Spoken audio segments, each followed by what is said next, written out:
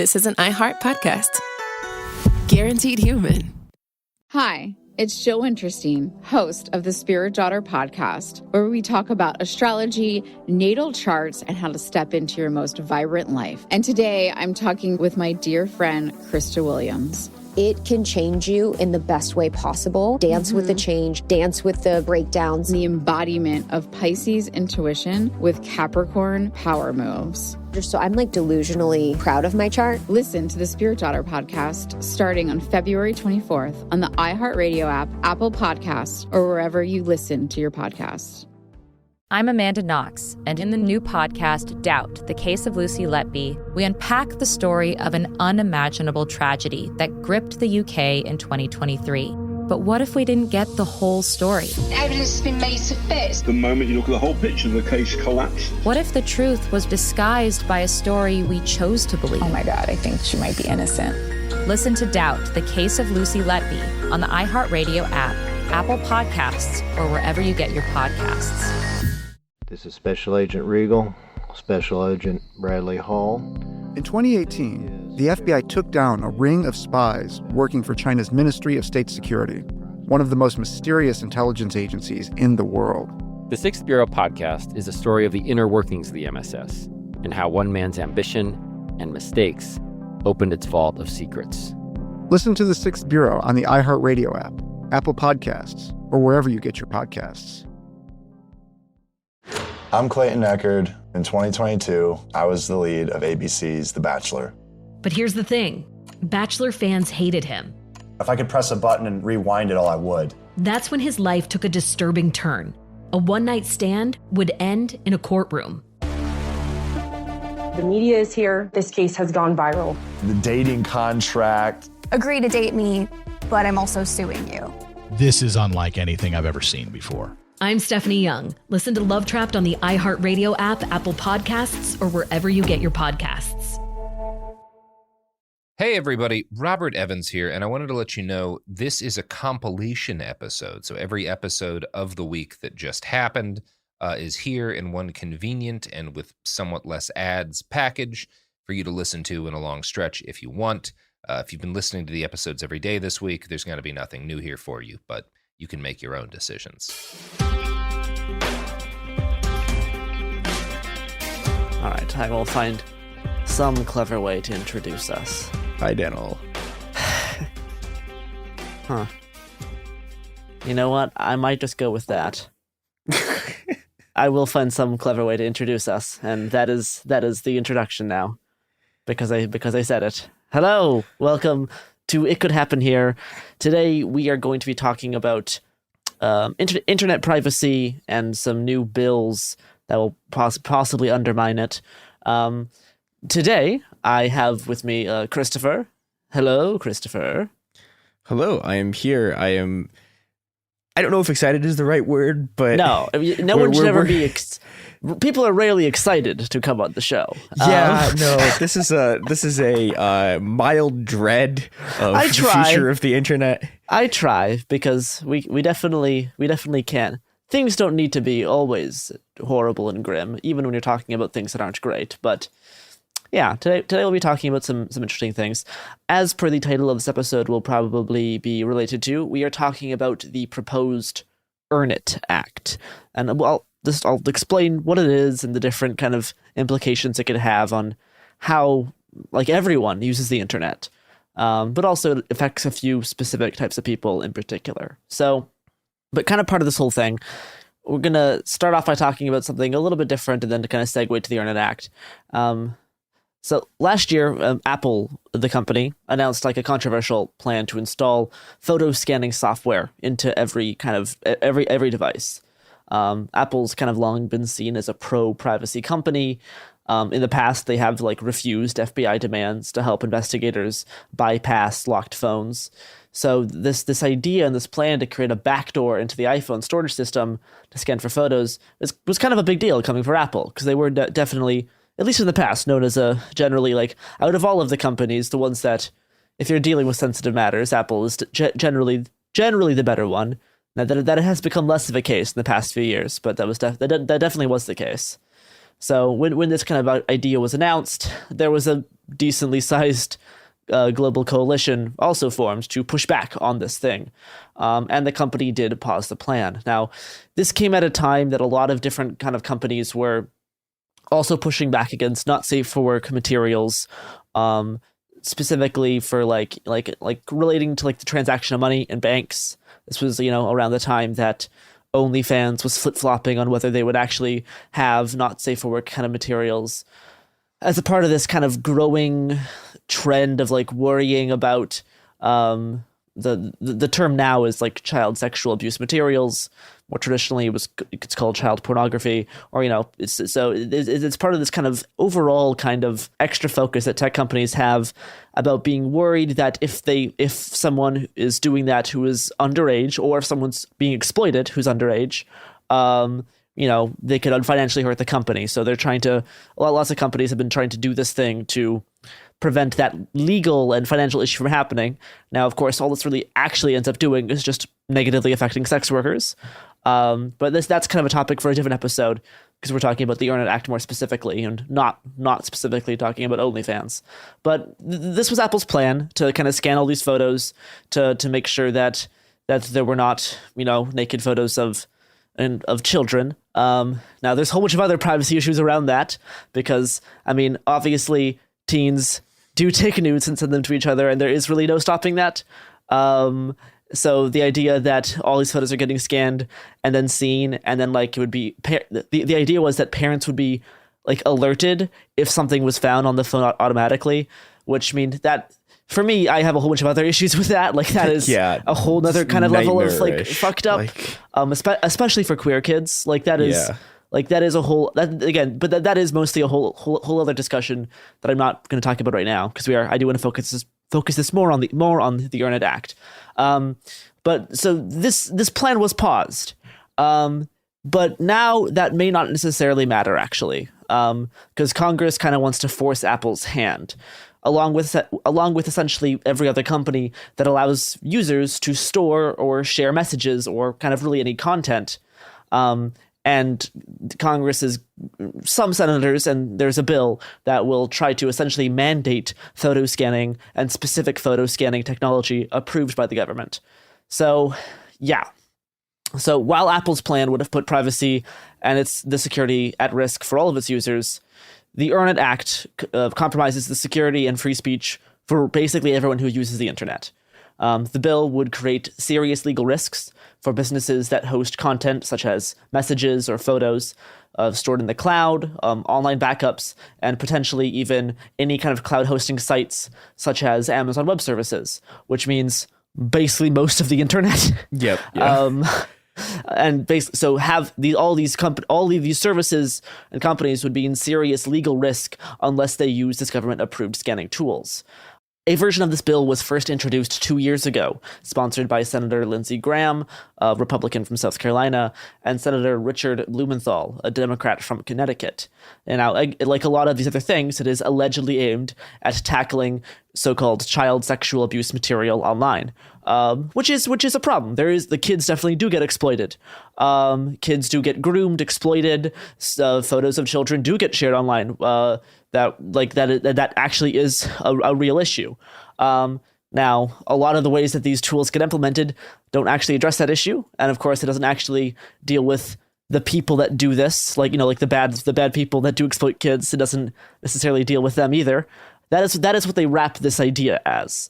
The original bill that was introduced 2 years ago threatened encryption and privacy features that would have actually, put Americans' privacy, particularly the privacy of children, at risk. It also gutted Section 230 in ways that caused over 50 civil rights groups to pen a letter describing the potential consequences of such things like censorship, cramming down on free speech, and the basically destruction of encryption. So when the legislation failed to advance 2 years ago, digital liberty advocates, sex workers, civil rights organizations all breathed a sigh of relief. But this past month, as I record this, in February 2022, a group of lawmakers, again led by Senator Richard Blumenthal and Senator Lindsey Graham, reintroduced the Earn It Act, a slightly modified version of it, And on the 10th of February, the Senate Judiciary Committee voted to advance the Dangerous Earn It Act bill. So, yeah, it is chugging along a bit further than what it did last time. The Earn It Act aims to tackle the horrific criminal activity related to child sexual abuse material by making Section 230 protections contingent on the prevention and response to such material online. So Section 230 shields online services, like, commonly used social media, from liability from most user-generated content. Under Earn It, Section 230 would be amended to enable civil claims and state criminal prosecution related to child abuse materials online against platforms. Now, already this can kind of happen federally a little bit, but it depends on how the company responds to it. So, but this would introduce a whole new wave for civil claims and state claims to be filed against companies like this. If material like this is to be found hosted on their site, including, that would even include if someone who's underage operates a Not Safe for Work Twitter account that they probably should not be operating. But this could basically make the company in trouble. They could fall under state claims or civil claims. So as a result, online services could be subject to endless litigation under 50 different, legal law systems for all the states regarding, finding child sexual abuse material online. So the bill's proponents claim that this isn't necessarily a problem for any service as long as it is scanning the files and reporting child sexual abuse material to law enforcement. Internet companies are already required to report suspected material if they come across it, and they do report material on a massive scale that often comes with a lot of mistakes. Facebook is often held as a positive example by lawmakers and law enforcement for how much they do report such material. But while their new scanning techniques have produced many millions of reports, most of them are inaccurate. Most of them actually aren't of minors. It's not actually none of the scanning material is good, because a lot of cases, many people up into their 30s can get often flagged, and often even non-humans can get flagged. Pictures of fruit none of these scanning tools are actually very good. Yeah, and this is I think a thing that if you've never had to work with a machine learning algorithm before, I think it's difficult to understand how unbelievably bad these things are. Yeah, it is, oh god, the incomprehensible horror of trying to get a machine learning algorithm to do the thing that you want it to do and not do the other things that you don't want it to do, to be able to tell the difference between a particularly smooth and round peach and child sex abuse material. You human being can do this, right? The machine cannot, and it is horrifically inaccurate. You have to do all kinds of hacking stuff together in order to get this stuff to work, and it's a fiasco. A good example of this that I've heard before, that I'm probably going to butcher this explanation, but that you can take a photo of a wolf, maybe even 3 photos of a wolf, and say, here, these are photos of wolves. Here's these other photos. Find which ones are wolves, and it'll sort through other ones. So some of them have wolves, some of them don't. And it only finds one picture that says, this one's based on the 3 photos you've given me. This photo is a wolf. And instead the photo is not. The photo is of a tree. And you're like, why did it tell me this is a wolf? And the computer will answer, well, look at all of the backgrounds are the same. Because it's trying to match, it doesn't have the same thing that humans do. When all these computer algorithms that are trying to learn to replicate and to find these patterns, it is never perfect. So the big thing that is people often overlook is that, specifically with this, with Facebook's scanning tool and the millions of reports that it does make, federal law enforcement will frequently use the massive number of reports to suggest there is this giant recent uptick in child sexual abuse materials. But that's not because there actually is. That's because the scanning that some companies are doing is just so bad. It's just so inaccurate that it flags so many things. So in action, the new Earn It Act would just pave a massive new surveillance system run by private companies that would roll back some of the most important privacy and security features and technology used by people around the globe, right? The idea is to compel private companies to scan every message sent online and report violations to law enforcement.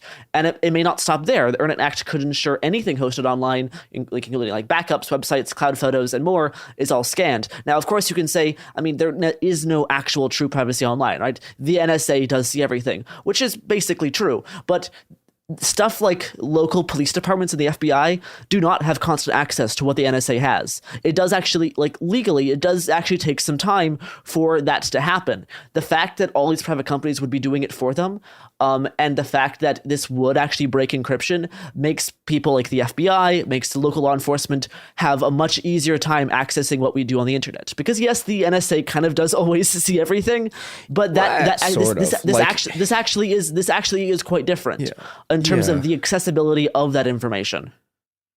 And I think it's also, you know, to go back into one of the sort of like encryption arguments too, right? So, okay, once you put a backdoor into encryption, right? Once you have, you know, you have your system, you have your encryption system, but you know, now there's a way to access it, right? Because, oh, well, we need to access these, you know, we need to be able to decrypt this in order to see if there's like child pornography materials on it, right? Once that backdoor exists, anyone who finds it can use it for anything they want. And it's not even just that. Like we'll get into some other things around encryption, but yeah, continue. Yeah, and you know, and I think this is something that I think people don't like. The people who are just thinking about this in terms of child pornography don't think about, which is that, like, I don't know, these kinds of backdoors, right? Like other people can find them. Yes. And, you know, okay, now you've just put a backdoor in all of your encryption, like, oh, hey, here's, you know, like here, you are going to get people killed. And you're going to get people killed because you're going to have people who are doing things under governments that, you know, will like, you know, you're going to have people in Myanmar. You're going to have people in, you're going to have people in Egypt. You're going to have people in Syria who, like, these regimes and like these, you know, private companies, right, are going to sell the backdoors to these regimes, and they are going to use it to hunt down, torture, and kill people. And so, yeah, there is a lot of problems with it, especially how it kind of addresses encryption, because the bill does try to actually have some encryption protections, but the way they go about it, of course, is not adequate, and it even kind of fosters its own negation in some ways if you read the entire bill. So, but I'll get more into encryption in a sec, because there are other like technical issues with the way this bill is designed and how it would be enacted. There is this sort of benefit to having illegal material that is actually exploding minors being primarily hosted on big tech platforms, because these platforms are used so much and are mostly non-restricted. So it makes catching this stuff and reporting it actually much easier. Like it is, if they're hosted on these mainstream things, it does make seeing it and reporting less difficult. So not only will this bill make tech companies be more likely just to ban all not safe for work material in general, right? Because if companies are forced to scan and they're going to be filing so many reports, this will result in a lot more companies just saying no nude photos at all, like just completely gone. Not only will this bill just make tech companies more likely to ban all not safe for work content in general, which would be horrible for sex workers and just a bad precedent, but yeah, they would be more likely just to do that because of how much overscanning there would be and just a whole bunch of things. It would create too many fears of legal repercussions. Thus, you know, that would force people who distribute child porn onto more sketchy sites and sites that might just refuse to scan content in general because they're temporary hosting. But the bill could also just scare these bad people off of mainstream platforms and make them voluntarily migrate to more niche and hard to find corners of the internet, making illegal content harder to catch and take down, because there will always be weird temporary sites to host this type of thing. Like like these bad people will find a way. It's always like it is gonna always be a problem. And so in a way, it is better to have these things on mainstream platforms because reporting them and taking them down can be much easier. It's like when people really advocate platforms like Telegram shut down all fascist channels, right? The thing is that there's a lot of benefits to having these chat rooms on Telegram because it makes them really easy to monitor and really easy to infiltrate. So there's a lot worse places for fascists to organize. If you're doing it on Telegram, it's actually really easy to watch. So it's this weird give and take in terms of where these things happen, because they are going to happen somewhere. So I now want to talk about how specifically this bill threatens online encryption services. All right. The bill would strip critical legal protection for websites, apps, and specifically Section 230. If passed, it would empower many different levels of government to make sweeping new internet regulations. Right. Individual states will be able to pass laws to hold private companies liable, as long as they somehow relate their new rules to child abuse materials. It's like they will be able to have a whole bunch of new rules on internet regulations if they can sift it through this lens. The goal is to get states to pass these laws that will punish companies when they deploy end-to-end encryption or offer other encryption services. This includes messaging systems like WhatsApp, Signal, iMessage, and as well as web hosting like Amazon Web Services. EarnIt aims to spread the use of tools to scan all online content against law enforcement databases, directly. In a myths and facts document distributed by the bill's proponents, it even names a government-approved software program that they could mandate called a PhotoDNA, which is a program that Microsoft made that reports directly to law enforcement databases. So EarnIt doesn't specifically attack encryption per se, but that's because it doesn't need to. It doesn't have to because of the way the bill is designed. How it approaches encryption is actually a little more insidious. It allows the fact that encryption exists on the platform itself to be used as evidence against a company in order to find it liable for hosting child sexual abuse materials. So they can use the fact that encryption exists as evidence, which is wild. This is what? This is the thing. This is the thing the CCP does a lot. Like with, they'll use the fact that like someone is using a VPN, for example, as evidence that they're a terrorist. Yes. This happens constantly, and it makes a lot of encryption stuff incredibly unsafe because, like, you show up with your phone, you have Signal on it, and the CCP is like, well, this is proof. We're gonna lock you up and throw away the key. Yep. And yeah, it's extremely bad. So the result is that laws will make companies liable if they don't scan and report user content for child sexual abuse materials, which they can't do unless they break encryption. Big companies like Apple are going to fold to protect themselves.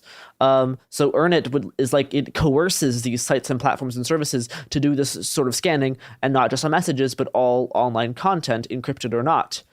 Companies that handle online content would have to weigh the benefit of their users securely encrypting their data content against the legal risk of doing so. And encryption becomes much harder when it puts the company's bottom line at risk. And like end-to-end encryption isn't just for messages, right? It's not just on Signal. It secures most of the internet, or at least a lot of it, keeping what you do allegedly private and safe online. You can't have a secure internet where all of the content is also screened, because you can't have end-to-end encryption alongside mass scanning requirements.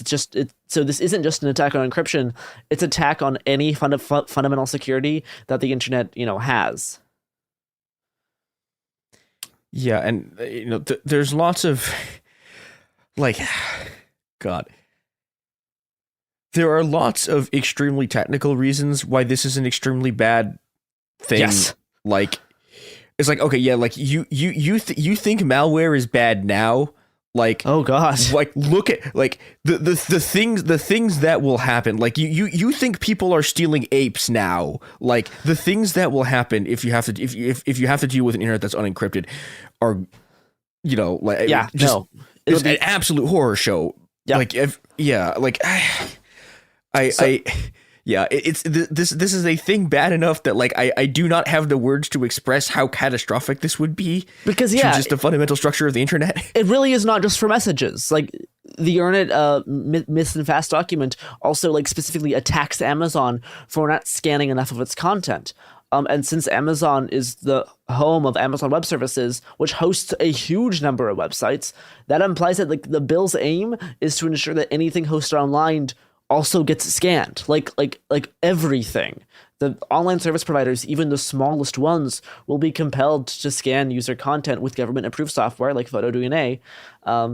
And if Earn-It supporters succeed in getting large platforms like Cloudflare and Amazon Web Services to scan, they may not even need to compel smaller websites because the government will already have access to the data through the cloud platforms. So like as long as they get, these big hosting platforms, they won't even need to bother with a lot of smaller sites. I think there's another thing I think that's probably worth mentioning here, which is so we don't really have like the time to fully go into this in this episode, but like there's a lot of this sort of stuff is being pushed by these incredibly right-wing evangelical anti-porn groups. Yes. And their goal is just to eliminate anything that is not like part of their sort of fundamentalist Christianity from the internet. And those people, and this is particularly relevant to this because those people are going to find a way to bring lawsuits against these companies specifically so that they can do this, because this is what you've done is you just handed them a gun. Porn sites will all be taken down because they'll be facing so many endless lawsuits. Yeah. Like OnlyFans will no longer host ethical porn. None of this will all of it will be taken down. No one this will attack sex workers to such an absurd degree. It'll make a lot of, if not most, online sex work just impossible because there will be so many lawsuits always happening that companies will just always ban it just because they can't risk dealing with all those legal fees.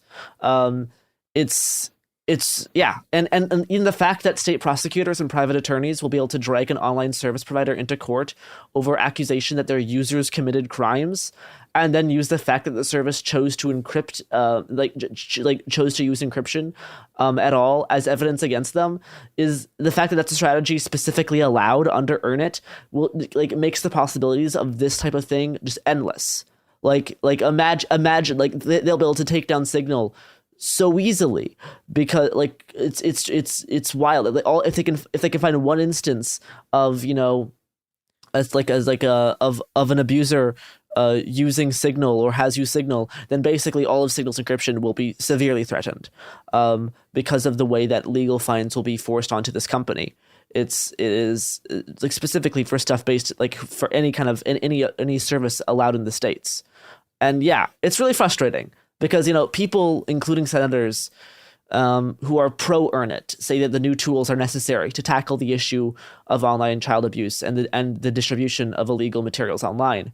But, obviously, possessing, viewing, or distributing child porn or child sexual abuse materials is already written into law as a serious, extremely serious crime. It's the most illegal thing you can do. Yes, and it has a broad framework of existing laws seeking to eradicate it, right? People cannot, companies can already get in federal trouble if they're found to continue if stuff is found and they continue to host it, or if their stated purpose is to host it, some of the most trouble you can get into, at least on the books, because you can look at how many cops are involved with this type of thing as evidence, being as evidence that it doesn't it may not get enacted upon always. There was a horrible story recently of a teacher who, sorry, this is going to be quite graphic, but of a skip ahead a minute or two if you don't want to, of a teacher who fed students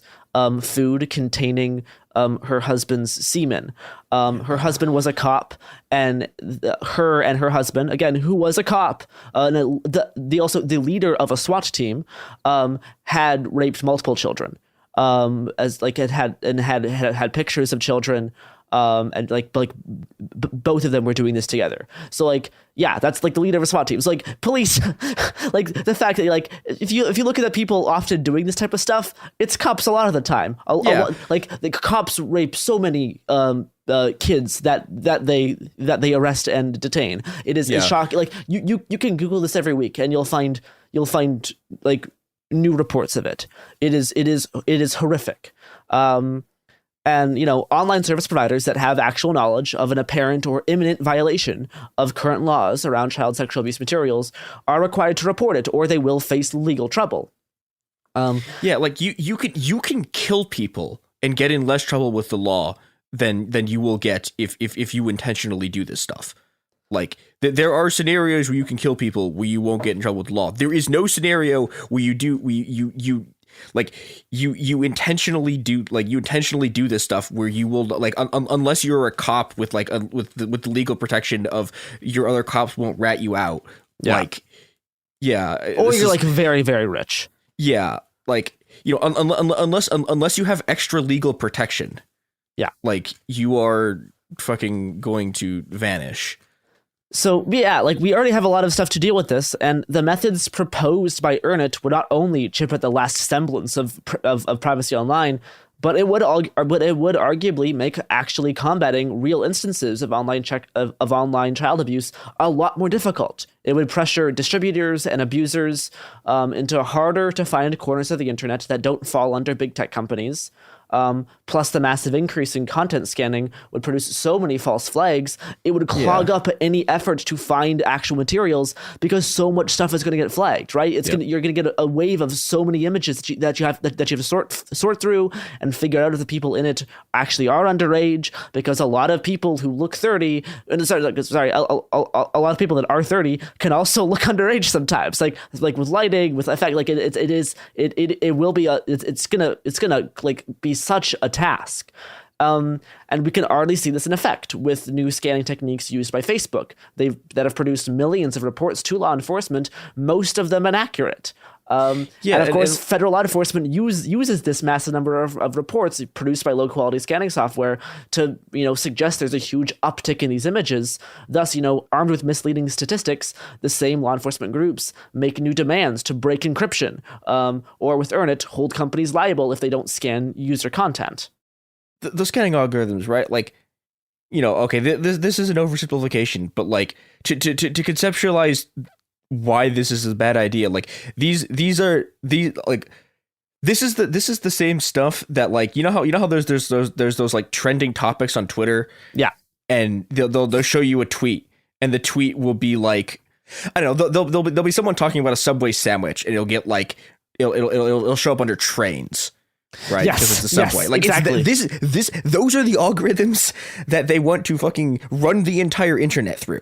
I have seen some very erotic bell peppers. And like it's gonna like these things aren't going to be good. And like independent child protection experts are not asking for systems to read everyone's private messages. Rather, they recognize that children, particularly children that might be abused or exploited, actually need encrypted and private messaging just as much, if not more, than the rest of us. Like, no one, including the most vulnerable among us, can have privacy or security online without strong encryption. And the Earnit Act doesn't really just target big tech. What it does is it targets every individual internet user, treating all of us as potential criminals who deserve to have every single message, photograph, or document scanned and, you know, compared against a government database, like directly to law enforcement. And since direct government surveillance would be, you know, blatantly unconstitutional and promote public outrage, Earnit uses tech companies, you know, from the largest ones to the smallest ones, as its tools to kind of bypass that constitutional like barrier. Because if you hit the tech companies where it hurts, they will not allow this type of stuff at all. Like, and this is also you cannot deny that this is also just part of a larger effect to ban porn, and just to ban any kind of sex work online as well. Like you cannot deny that this is definitely an ingrained part of this, particularly with a lot of its supporters, and of course, you know, Senator Lindsey Graham appealing to that side of the Republicans. This is a big part of just trying to, you know, remove porn and remove any not safe work material from being hosted online. So the strategy is to get private companies to do the dirty work of mass surveillance. It's the same tactic that governments tried to use this year, trying to, you know, convince Apple to subvert its own encryption and scan all of its users' photos. It's the same strategy that the UK law enforcement is using to convince the British public to give up their privacy, having spent public money on a laughable publicity campaign that demonizes companies that use encryption. So that's really how it's operating. I do want to shout out the EFF for providing a lot of the kind of research that I used for compiling stuff on this episode. thank you, EFF. You often do good work. That's the Electronic Frontier Foundation. They focus a lot on like internet privacy issues. And I do want to point people to a link tree. It is linktr.ee/stopearnit. So yeah, you can find different ways to, if you're the type of person that enjoys calling representatives or something, it has links for that kind of thing. It has links to send, automated messages to your representative to vote no on the Earn It Act. It has stuff, if you're the type of person that enjoys signing petitions, it has more info on what Earn It is and what it does. And a whole bunch of other stuff around, organizing to help stop this bill. There's like Discord channels that have people organizing to stop this bill. Links for it on that. It has info on like actions you can take. So yeah, I would if you're interested in like looking for the different ways that can maybe contribute. No single person can make an impact, but enough people can. So yeah, that's Linktree/StopEarnIt. And then also, again, another shout out to the EFF. Yeah, I want to say two closing things before we close this out. One, if you think that once you're handing the entire contents of the internet over to the government to run through scanning algorithms, that the only thing they're ever going to scan for is child pornography, I have an NFT to sell you. It is a picture of a bridge. Once you buy this NFT of the bridge, you will own the Brooklyn Bridge. Contact me for more details. The second thing is that, when we talk about like when we talk about anti-porn stuff, when we talk about how the way you get around this is by banning all not suited for work content, right? The other thing that almost immediately gets banned, inevitably, when companies for whatever reason, and this is true just of companies that are trying to comply with like the App Store or stuff like that, like whenever you get things that target not suited for work content, they inevitably without fail target queer content. Even queer content that has literally nothing at all to do with sexuality, because that's this has always been like accusing queer people of being child predators has been the attack line on queer people. Queer people are always on the front line of all of this stuff. They will always be the first people impacted. They'll be the first people demonized, even if it's not even not safe for work material. If it has nothing to do with it, it will still always be impacted more than basically anyone else. Yeah, I mean we've been seeing this on YouTube like constantly. Yes. Lots of people who just make trans content. Queer channels are always being banned or demonetized. Yep, marked as adult content. Like it's horrifying. And if you want an internet, not even just if you want an internet that has like sex on it, if you want an internet that has queer people on it, right, expressing themselves in any way that's not like literally just it's straight person but you say queer, right? If that's a thing that you think is valuable, and if you think that it is important for queer people to be able to express themselves for their own health and safety, like you have to oppose this. Yes, you absolutely. I guess the one final thing I'll add, because I know someone will probably message me about it. There is a Slate opinion piece by somebody saying that this bill would actually let child abusers walk free because they could use the fact that this bill essentially compels companies to do scanning software via government like mandate because of this bill. They would because in their mind, this could possibly violate the Fourth Amendment. This would allow abusers, the evidence that they was collected to prosecute abusers, to become invalid in court. So this would actually also make the bill, actually make people walk free. I do not agree with this take. I don't think that's how it would work out at all, because especially for, you can use this for like political organizing. You can use this for a lot of you can use the same argument for a lot of cases, and it never works out that way because the government does not care about that sort of thing.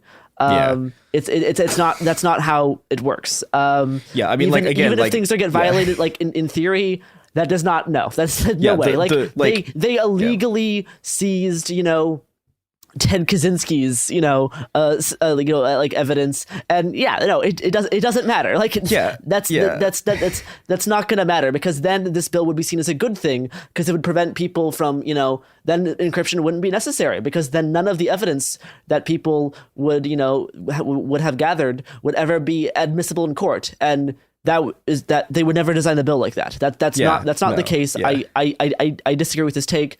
So do not send me this article saying actually it's going to have this happen, because I do not believe it, because this assumes that the government operates like coherently and operates no, the government just does not care. No, like again, like the First Amendment is superseded by traffic law. Yeah, like no, you're not going to be able to use. No, this isn't. No, this will not secretly let abusers go free. This is not secretly a good thing, because it'll make all evidence inadmissible in court. Bullshit. No, yeah. Anyway, the court. Anyway, I'll give a final shout out to the Linktree /Stop Earn It. That's linkt.er/Stop Earn It. If you're the type of person that likes doing those types of things. And also it has links to Discord channels for other types of organizing beyond, petitions and calling in senators and sending messages and blah, blah, blah, blah, blah. Anyway, that is the episode. Thank you for listening. I just thought this is an important thing enough that I haven't seen enough. I have not seen enough people talking about the Earn It Act and the way it does seriously threaten digital privacy. And because it was approved by the Senate Judiciary Committee to be pushed forward, it is actually chugging along on the slow legal process. So it's gotten further than what it got in 2020. So I thought it is actually worth talking about. For privacy issues, how it affects queer people, how it affects sex workers, and all that general thing. So and I want to, it's very easy to feel hopeless with this kind of stuff, but we've beaten legislation like this before. Absolutely. I one of my formative childhood experiences was when we beat SOPA and PIPA. We can beat them. It takes a lot of mobilization, but I know we can beat this because we've beaten things like it before. Agreed. All right. That does it for us today. If you want to find us on a currently more secure than what it could be internet, you can follow us on Twitter at CoolZone Media and Happen Here Pod. I think apparently Instagram too. So that's cool if you're an Instagram person. Good for you, because Twitter is bad. You can find me on Twitter at Hungry Bowtie. You can find me at CHR3. You can indeed. Yeah. That does it for us. Encryption. Hey.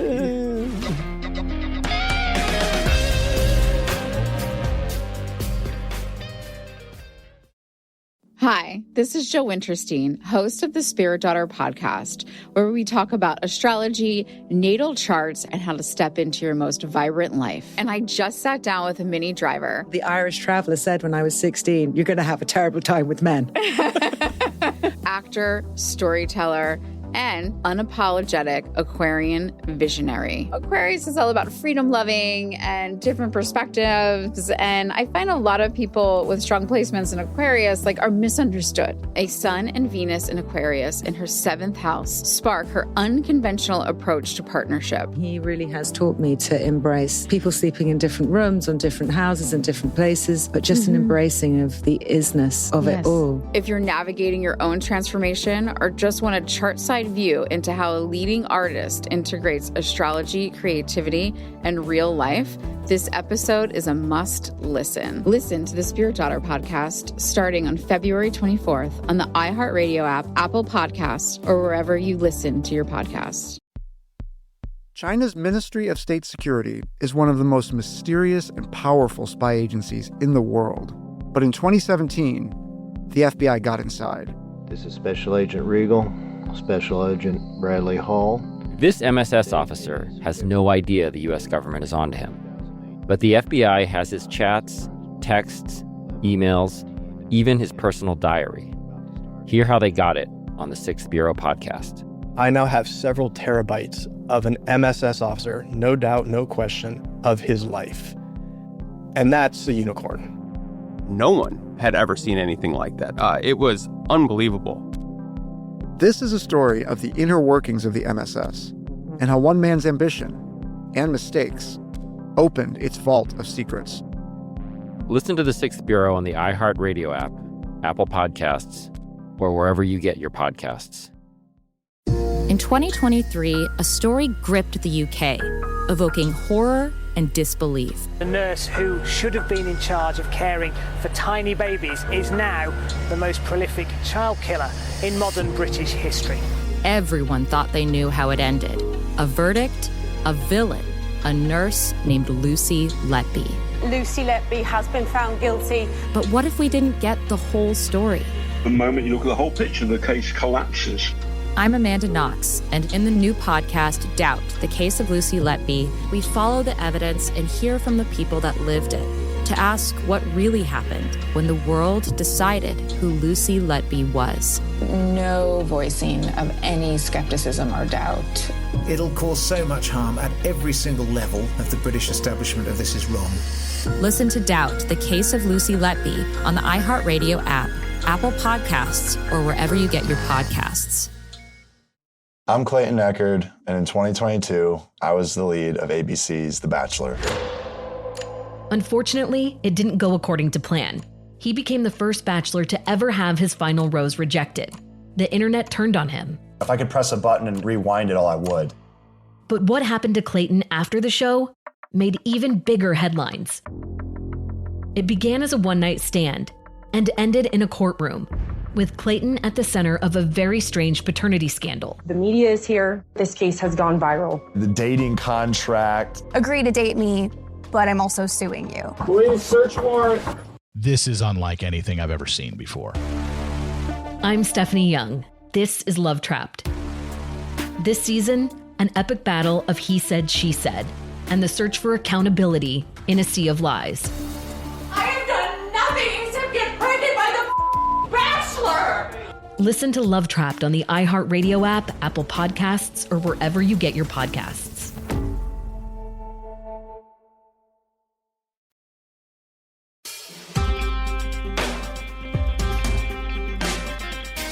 Hey everybody, Robert Evans here. Obviously, as I'm sure everyone is being bombarded with, the war in Ukraine is in its 5th day right now, something like that.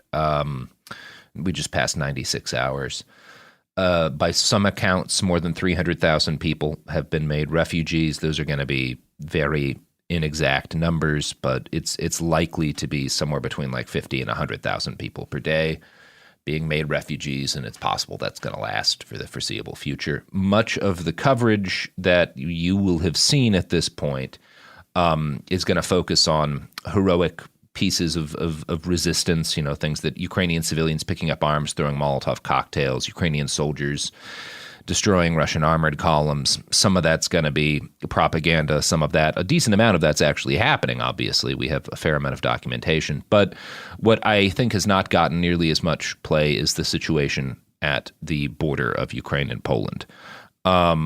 Because this refugee crisis is enormous, but it's also not sexy. And it points to a number of things that are ugly about some of the stuff that people like to celebrate in this conflict, including the conduct of President Zelensky, who has, I think, handled himself objectively well as a wartime leader, and who has also, as you'll hear in the interview that's about to follow, made some decisions that have had a catastrophic impact on people's lives. So this is an interview conducted by a journalist, James Stout, who is working with us on this project and with another project that I'll be launching soon, with a person, an individual, an American who was, has a couple of different passports, but with a person who was in Ukraine when the invasion began and left and eventually wound up leaving on foot with tens of thousands of other people for the Polish border. So this is a story of what it is like to flee a country at the beginning of a war, and the realities that increasing numbers of Ukrainians are going to be facing every single day. So please listen.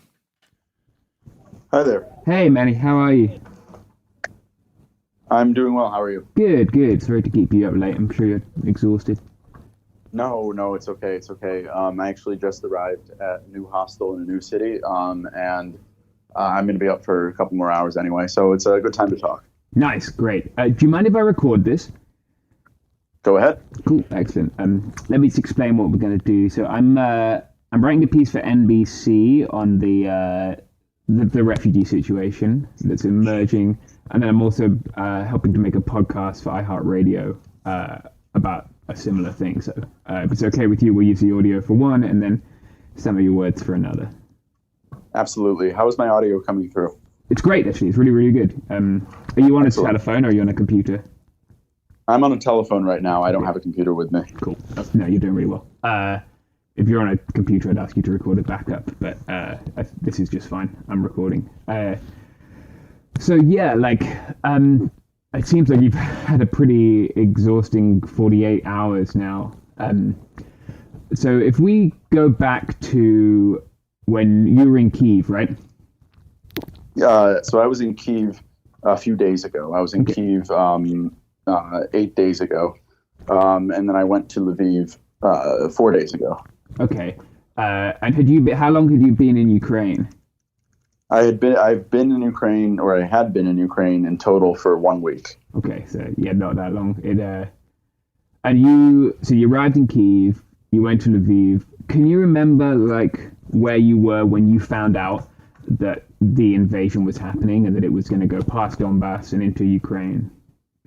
Yeah, of course. So I woke up on the morning of 24 February to the sound of air raid sirens outside, and it was a very confusing sound. I had never heard air raid sirens in real life. I just heard them in movies and television shows and such, and I knew immediately what had happened. I didn't even have to check the news.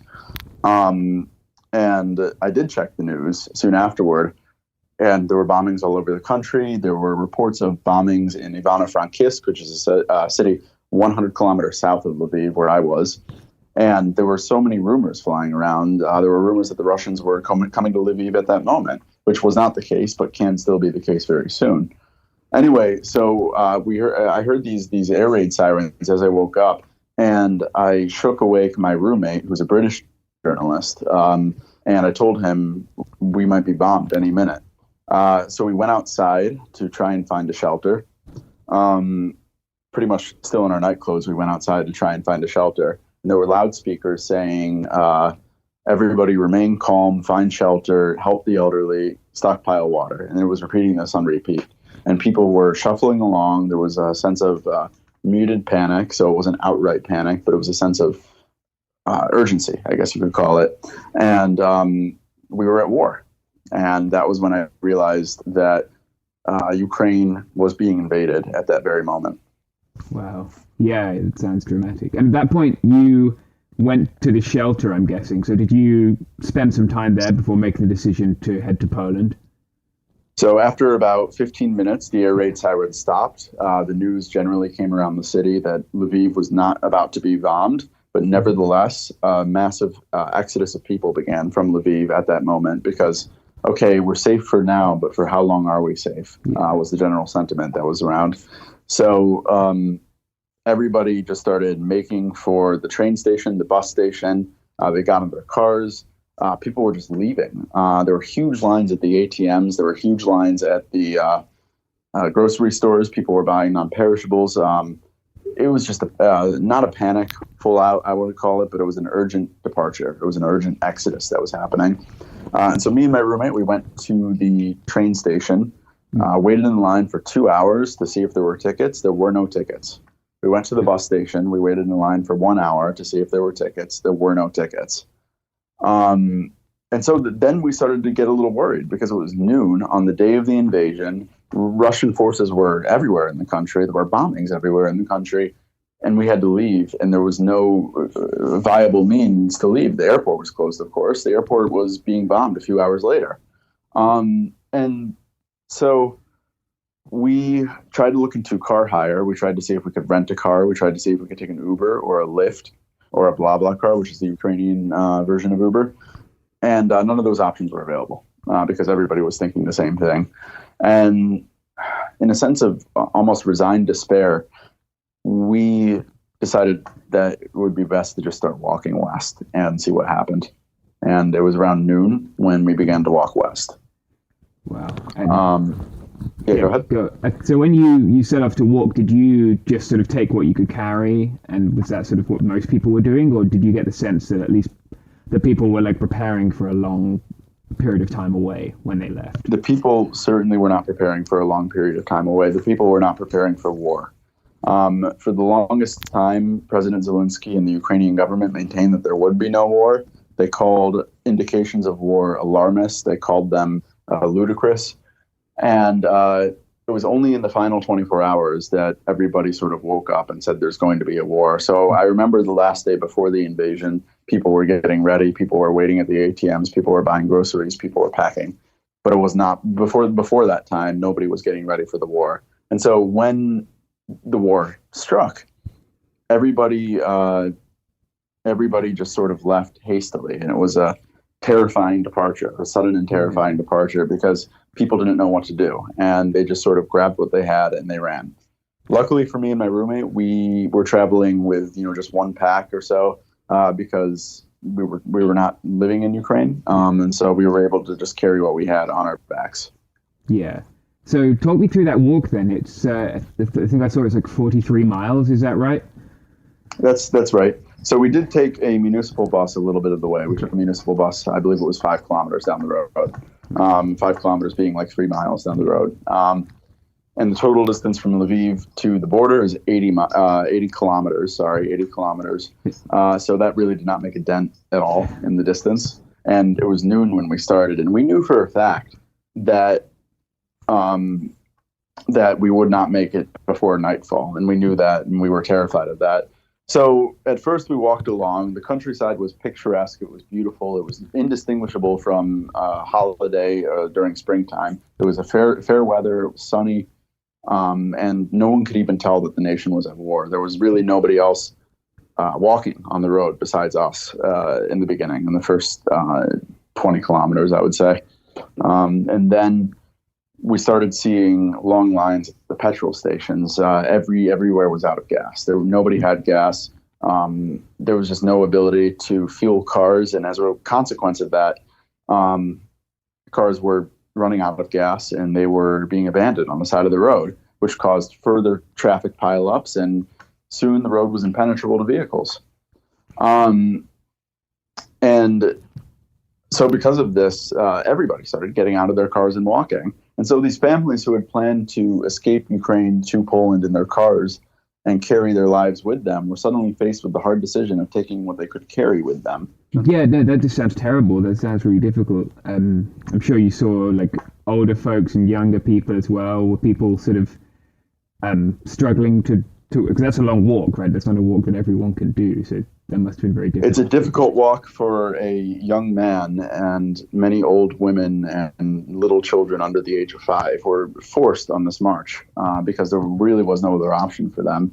It was either go back to Ukraine and risk being bombed, risk being under Russian occupation, or it was get out of your car and walk in the wintertime with no food or water, no toilet, for 50 miles. And it was just this nightmare scenario because all these people were on the road. There were people in wheelchairs who couldn't negotiate the mud. There were mothers with strollers who couldn't get the children out, and the children were crying. And the children were asking, "Why are we here? What are we doing? Why did we have to leave home and stand and walk 50 miles in the middle of winter?" And the old people were sort of resigned to it. There was one old woman I passed who was using a cane, and she was hobbling along. She had a backpack, and I asked her, "Where are you going?" Because we were a long, long way from the border. And she said, "I'm going to Poland." Very simply. It was a very matter-of-fact statement. And so these people walked with a sense of duty and a sense of urgency, and it was just a very tragic humanitarian scene.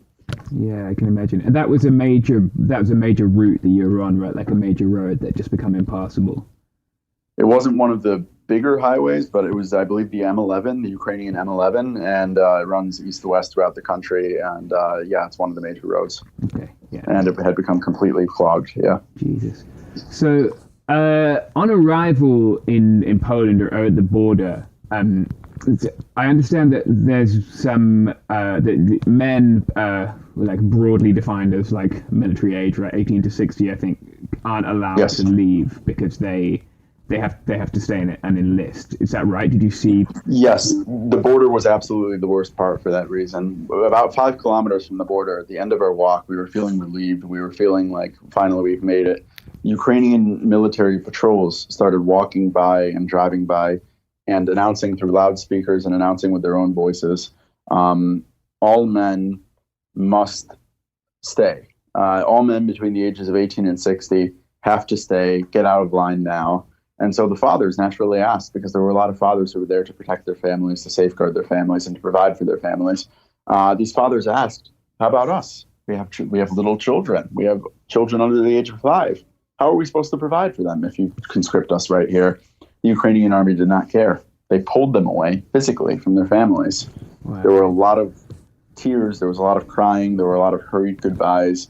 Brothers left sisters. Mothers left husbands. Lovers left each other. People just left. It was terrifying to watch. All these men were conscripted immediately into the army.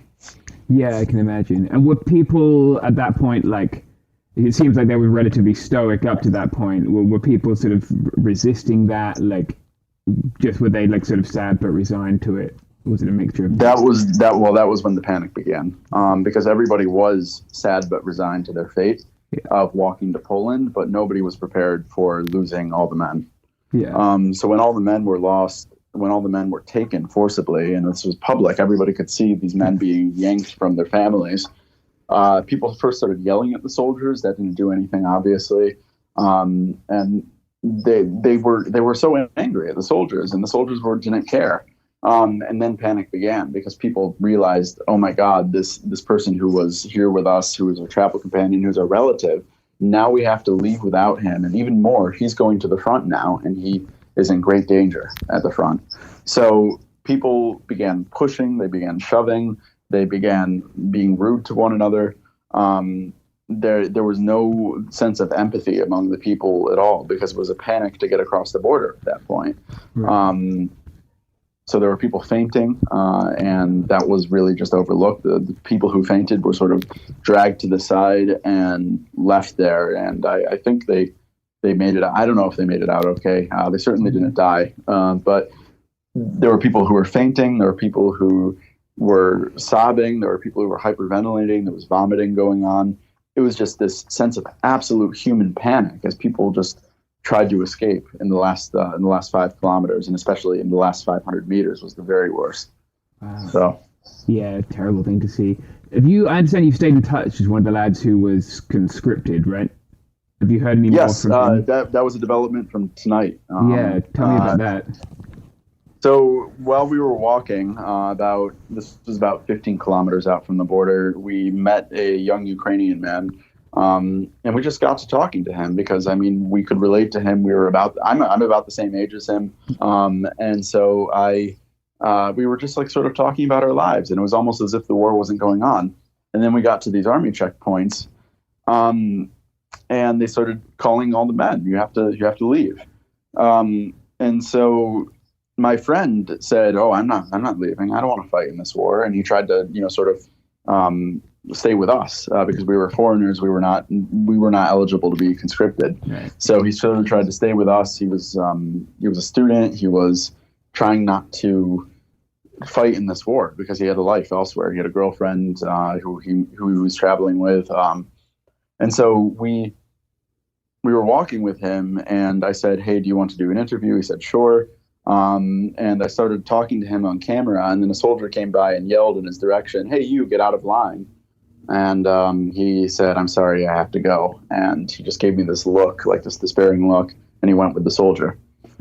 2 days later, tonight, he messaged me on Instagram, and he said, because we had exchanged contact information while we were talking.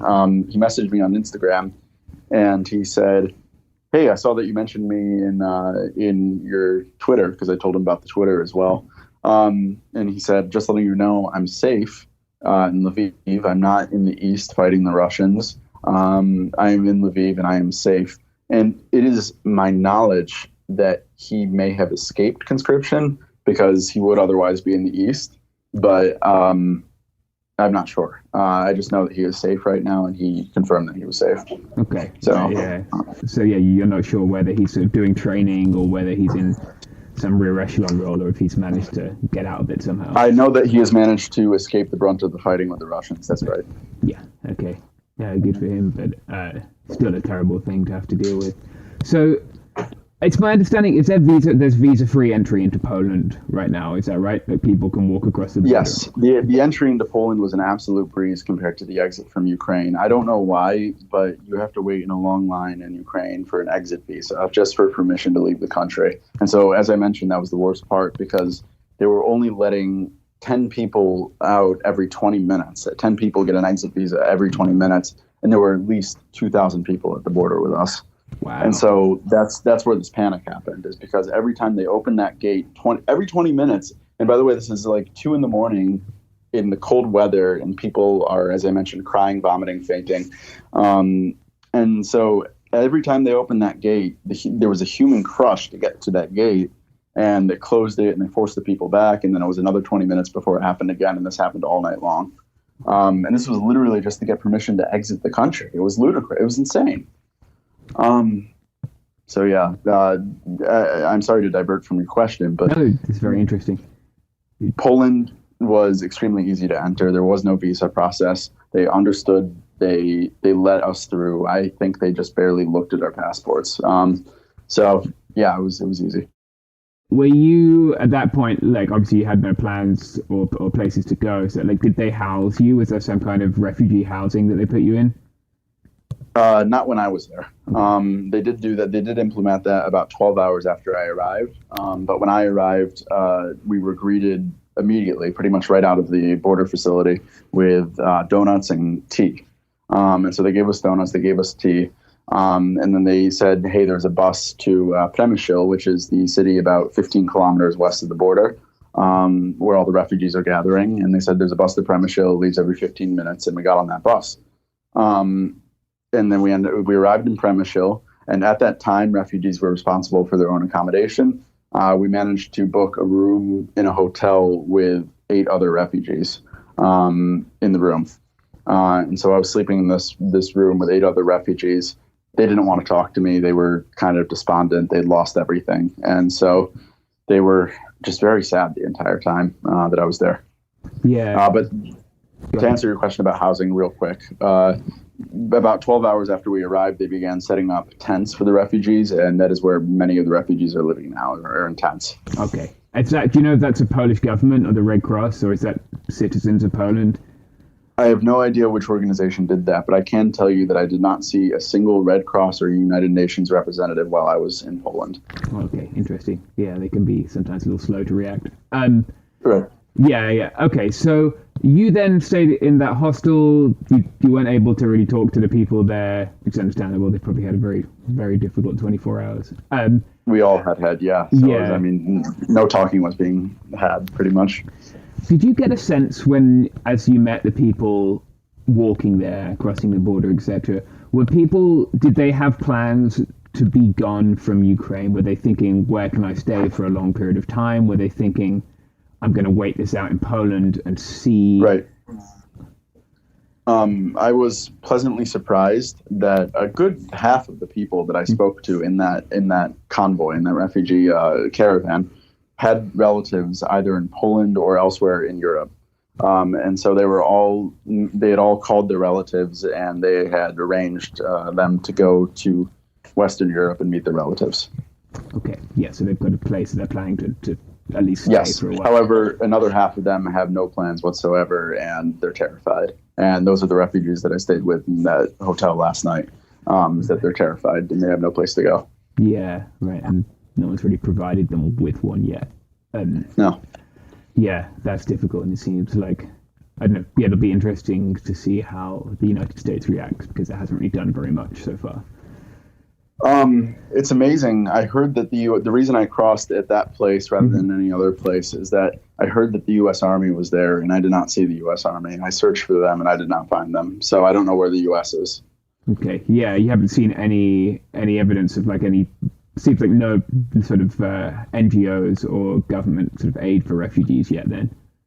It's kind of surprising. As I mentioned, I haven't seen any UN representative, any Red Cross representative, any WHO representative. I haven't seen any NGO or governmental representatives. I did see, of course, Polish government representatives at the border, but that was about it. Right. Is there, from Polish people, do you get a sense of sort of solidarity? Yes. Okay, good. Talk about how people 100%. received you. So it was actually amazing to see. It was heartwarming to see the citizens of Krezmendil are now swamped. Their population has been doubled or tripled by the incoming Ukrainian refugees. And yet they are showing great amounts of solidarity. I actually attended a solidarity rally today where the citizens of Krezmendil got together and they said, Ukraine is our brothers and Putin is clearly in the wrong. And we will stand with them. We will show solidarity with them. And that was heartwarming to see. I talked with a few of those Poles at that rally, and they said, yeah, we knew this was coming, and we prepared for it, and we are ready to take in as many as is necessary. Yeah, that's really nice to hear, actually, that these people are sort of showing solidarity with each other and support with each other. And, yes.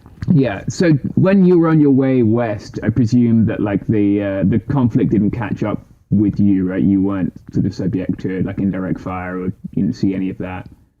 No, however, there was about 50 kilometers behind us a bombing, as I mentioned. We did not hear it, but there were reports of the fighting going on all the time, but it did not catch up to us while we were in that caravan. And it would have been absolutely terrifying if it had, but I'm glad that it didn't. Right, yeah. And then so you've been there for about a week. Had you previously been doing some reporting in Ukraine? I've never done reporting in Ukraine before, but when I came to Ukraine and the war had not yet started, I was mostly just doing interviews with civilians about what they thought about the possibility of war, about what they thought about the war in Donbass. A lot of cultural stuff. It was kind of boring. I mean, not that war is interesting or fun, but it was not really much of a story. So I was just doing interviews with people about basic Ukrainian things, and then the war found us. So right, and it seemed to have come as much of a shock to them as it did to the rest of us. As I mentioned, nobody was prepared for war until about 24 hours before it hit, and that's when the Ukrainian government said, yes, there will be a war, and everybody began sort of to have a sense of urgency about them. Right. Did you see any of the like citizen militias and citizens preparing for defense, like the people who decided to stay? Yes.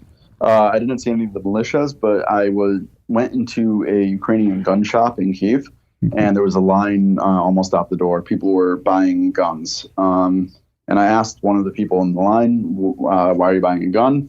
And he said, if the Russians come, I want to be prepared. So a lot of people are buying guns privately in Kyiv, at least as of last week. Okay, so they weren't waiting for the government to supply them. They were supplying themselves with guns. I believe the government supply was a rather sudden decision. I don't think the Ukrainian people were counting on it, and so they were supplying themselves. Right. And they're buying like Kalashnikov sort of rifles, or like we talked about hunting rifles. And... you can't buy Kalashnikovs in a gun store. They were buying sort of hunting rifles and shotguns. Jesus. Okay. Yeah. Fairly under-equipped. All right. So they were just prepared to try to get anything they could get their hands on to look after themselves and their families. That's right. Yeah. Yeah. I bought pepper spray. Yeah, better than nothing. Yeah. Okay. So yeah, there was. Did you see, like, of the people you walked with? Did families tend to leave as a whole, or did some folks sort of say, right, I'm going to stay behind and fight, or I'm going to stay behind to stay and look after our house, and you should leave? Did you get a sense of that? The vast majority of people traveling were families as a whole. There were very few single travelers or partial families traveling. I think that people wanted to stick together, and so it was the vast majority of people traveling were families. Okay. Yeah. So they all stayed or left. Do you get a sense of how many people? You said about 2,000 people were there at the border. Like, of what proportion of the city decided to leave for Poland? Not all the people at the border were from Lviv. A lot of them have been traveling since that morning from Kyiv and other cities in central Western Ukraine. So yeah, I was talking to people at the border, and a lot of them were from Kyiv. A lot of them were from Zaporizhzhia. I'm pronouncing that wrong. A lot of them were from Ternopil or Ivano-Frankivsk or Odessa. And So I would not have any sort of conjecture on what percentage of the city. Also, it was still pretty early in the crisis because it was still the first day and it was fewer than 24 hours after the invasion began. So I imagine the numbers are a lot higher now. When you were getting news, right, as you were traveling, etc., were you like on WhatsApp or were people on Twitter? Like, how were they getting news of what was happening? Everybody, and absolutely everybody, was completely dark during the walk because I don't know why, but there was no sense of cell reception. There was no sense of data reception. There was no sense of internet connection at all during the walk. Oh, wow. And so everybody I met, we asked everybody we met, do you have any news? And they said, no. Do you have any news? So nobody had any news until we got to the border. Some people had news, but for about 16 hours, we were completely in the dark about what was going on. And that was terrifying because when we left, the invasion had just begun and we didn't get to be updated on the first half day of it. So, right. Yeah, it's crazy. Yeah, and then on arrival, you're faced with this news of this like sort of blitzkrieg almost, right? Of bombing and armor. Right. Yes. I mean, we saw a little bit of it in the morning that day. When we started out. But it had really accelerated and amplified by the time that we arrived. And the Ukrainians were absolutely terrified of this because they did not realize it would happen on such a large scale.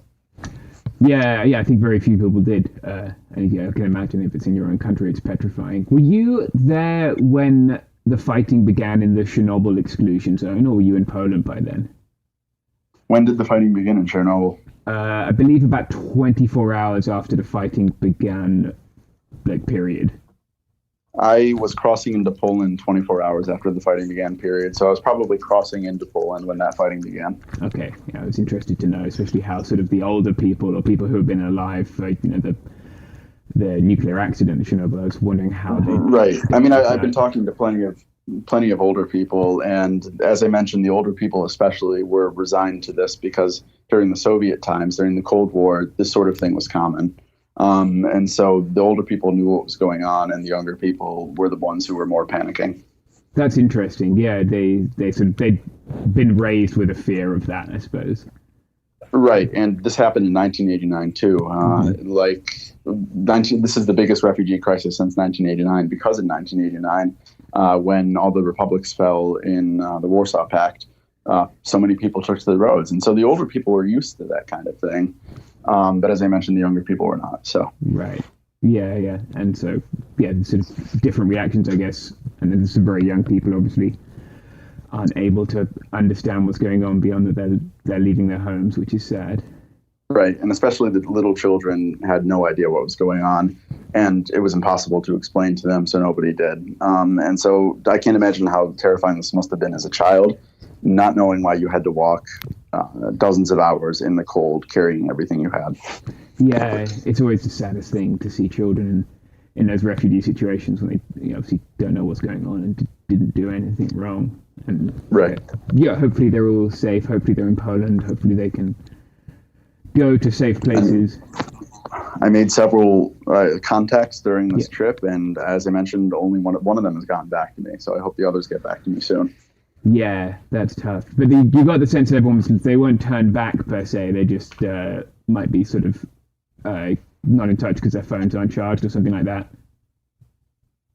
It's either their phones aren't charged, or if in the men's case they were sent to the east, or they're too busy trying to arrange accommodations or food for themselves or something. I mean, everybody was just very busy trying to survive. Yeah. So I don't blame them if they don't hop on social media and get to me. Yeah, of course. And of course, it's a very, very stressful time for everyone. Did you hear of anyone who has been sent to the east, either secondhand or like through people you met, people who are at the front already? I do not have any contacts of anybody who was sent to the east. From what I understand, the Ukrainian army has a strict communication, social media sort of policy. And so none of the soldiers that I met one, wanted to talk to me. I did not talk to any Ukrainian army soldiers in uniform because they had a very strict policy. They could not talk to me. And two, I could not get their contacts for much of the same reason. Okay, so they didn't want to talk to journalists, didn't want to talk to anyone. They were just looking for... Yeah, no, they were very stern, and they did not want to talk to anybody. So I talked to 0 soldiers in uniform during this experience. Okay, yeah. So where are you now? You've gone further west, is that right? That's right. I took a long bus ride to Krakow today, and so I'm now in Krakow, Poland. Oh, okay. How are folks dealing? Is it different there, being that little bit more distant? I've already talked to a few people, and it's a Saturday night. They're going out to drink, and they're saying, well, yeah, it's terrible that this war is happening 250 miles east of us, but what are we supposed to do about it? So they're going out and drinking. So it's this very detached sense here in Krakow, not the same as it was in Przemysl. Yeah, interesting. So people are living their normal lives, and it's a news item for them. They're not worried about any potential sort of spillover or fallout. Right. Okay. Yeah, they're not worried. Nice. And do you plan to stay there? What's next for you? So I actually just booked a flight an hour ago. I'm going to be flying back to the States on March the 1st. Okay.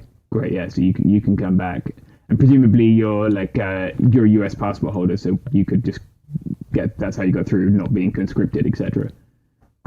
I'm not carrying a U.S. passport right now. Okay. I'm carrying an Italian passport because I'm also a citizen of Italy, and I was told before I left by some friends in the intelligence community that it would look significantly less suspicious to carry an EU passport than a US passport. So I brought the EU passport. Nice, yeah. And then you can travel freely through the EU. Yes, through Schengen, yeah. Yeah. Do you know if Ukrainian people can travel once they're in Poland, can they then move through the Schengen zone freely? Ukraine is not a member of the EU. They're not a member of Schengen. I do not believe they can move freely. Right. I was just wondering, it would be. I don't know how their passports would be checked if they're going across some of those land borders, but I think I do know that it was an emergency situation yesterday, and so that's why they were just very cursorily checked. But I'm sure it's stricter usually. Yeah, I wonder what that'll be like if they tried to exit Poland, or if they'll. Right. Yeah. I don't know what's going to happen to them. No, I don't think. I'm guessing there's been no communication of that you've seen either, right? Like of what they should do or how to apply for asylum or anything like that. I have talked to a few people. They say that they're banking on these countries being empathetic to refugees, and I understand. I think that countries will be empathetic to refugees. Mm-hmm. Yeah. You certainly hope they will. So they're just going to hope that those countries, the ones who don't have a country to go to, you get the sense that they'll apply for asylum wherever they can find a safe place. That's right. And I believe that Western European countries that have been very vocally pro-Ukraine recently will take them in. So I think that they'll be safe. Yeah, that's good to hear. I know I've seen estimates of up to 5 million refugees, which would be... Germany absorbed 1 million people from Syria, right? It's not impossible for Western European countries to do that at all. But it will. But it would still be a catastrophic crisis, the worst since 1989. Yeah, so. And we have to hope it doesn't get to that. Do you get the sense people are still flowing across the border? I know you're a bit distinct from it now. I mean, it's weird because you want to believe that what you experienced and what the people around you experienced was a one-time thing, that it was a one-time incident, that it was one caravan. But this is happening constantly, and it will continue to happen constantly for weeks. Yeah. Are there trains across the border, things like that people can take, or is it solely that? Yes. So when I said that I went to the train station in Lviv and there were no trains, what was really happening is, yes, there were trains, but all the trains until March were booked. So. Oh, wow. Okay. So, people can take those trains across, that kind of thing. If they try to book now, they won't be able to find a booking for a while. Okay. So they're already booked up. And by the way, here in Krakow, the first 2 hostels that I went to, the first 2 places to stay that I went to, were all booked up. And I asked why, and they said Ukrainian refugees. So there are Ukrainian refugees here in Krakow. Okay. Yeah, people are moving further. I'm sure a lot of people want to get as far away as they can. Yeah, so people are just constantly moving west right now. Yeah, or they have friends or family that they're trying to get to or whatever. Okay, yes. Yeah. And I've been hearing the Ukrainian language just constantly on my trip. So That's interesting too. Yeah. Yeah, thanks for that. It's a really, really interesting insight. Is there anything else you think from your experience that people ought to hear about? No, I believe I've told you everything. I've retold the story dozens of times since it happened, and I really hope that I hit all the right notes here. If you had to tell anything to the people who were reading or listening to this, Ukraine really needs weapons, yes, but they also need humanitarian aid. When I was walking all that distance with all those people, there was not a single sense of food being provided to anyone, water being provided to anyone. There was no chance to go to the toilet. There was often no chance to sit down. If we could give even a chance for these people to eat something, to drink something, to have a minute of solace, that would mean the world to them. And so I think that we need to provide humanitarian aid to the refugees as soon as possible. Yeah. And you said you didn't see any organizations that you'd suggest people donate to, like you didn't see any of that. Is there anyone you can recommend? And I don't know. I haven't actually done the research into that. I probably should. But I know that the Welcome Committee in Poland were private citizens. They were not part of any NGO or anything. They were private citizens who were welcoming us in. Yeah, I've seen some of them organizing on Facebook, so I'll try and maybe link to some of those or something like that so people can support. Right, yeah, we'll see. Yeah. All right, and then is there anything like you'd like to plug? Like, do you have a Twitter, right? Is there anything else you could tell us what your Twitter is? So the Twitter that I'm using for this, which you've probably seen, is a temporary one. It was meant only to cover this crisis. I guess my private Twitter, plug that, which is, you've seen that as well, probably. Yeah. It's just my name. I guess just plug that. And, thank you for everything. No, of course. It's Manny Marotta with 2 T's, right? Yes, Marotta. Great. Okay, we got that. Thank you very much. Thanks for taking the time to talk. Appreciate you had a pretty difficult couple of days, so get some rest. And if there's anything else, any developments, please do let me know. Give me a shout. Taylor, thank you. All right. Cheers, mate. You have a good evening.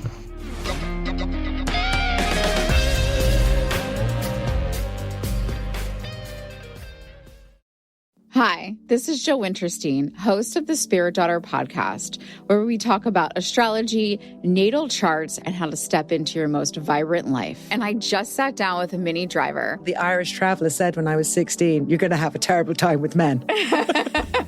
Actor, storyteller, and unapologetic Aquarian visionary. Aquarius is all about freedom loving and different perspectives. And I find a lot of people with strong placements in Aquarius are misunderstood. A Sun and Venus in Aquarius in her 7th house spark her unconventional approach to partnership. He really has taught me to embrace people sleeping in different rooms, on different houses, in different places, but just an embracing of the isness of it all. If you're navigating your own transformation or just want a chart side view into how a leading artist integrates astrology, creativity, and real life, this episode is a must listen. Listen to the Spirit Daughter podcast starting on February 24th on the iHeartRadio app, Apple Podcasts, or wherever you listen to your podcasts.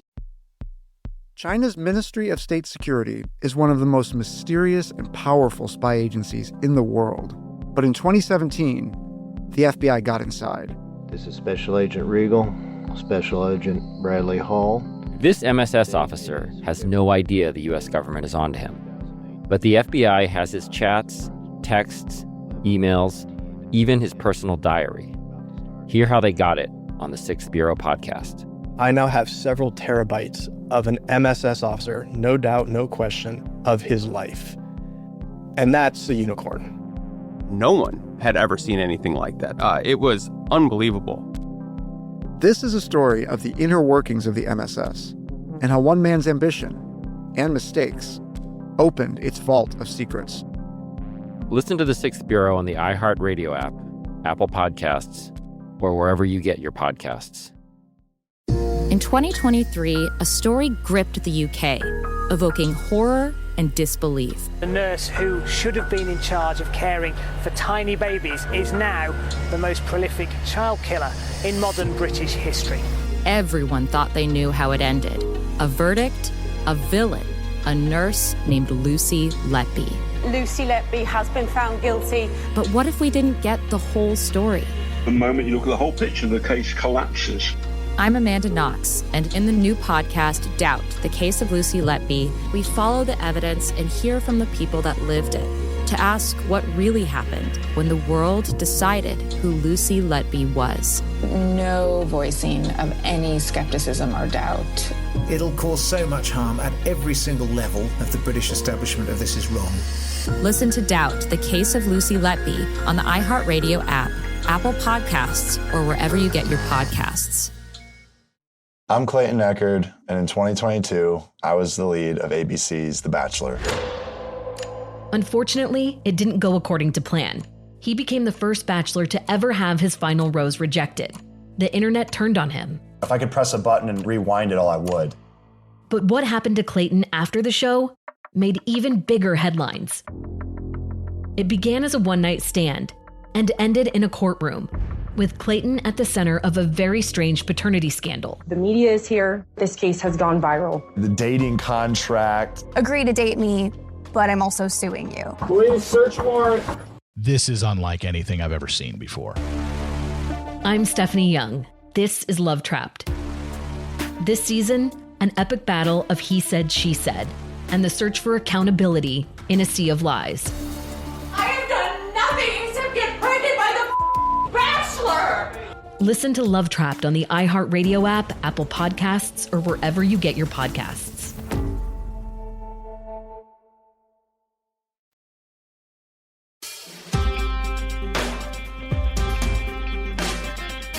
That's the thing. Just take photos of his children walking into the door of their public school. Yeah. Send them to him with a Proton Mail account. Yeah.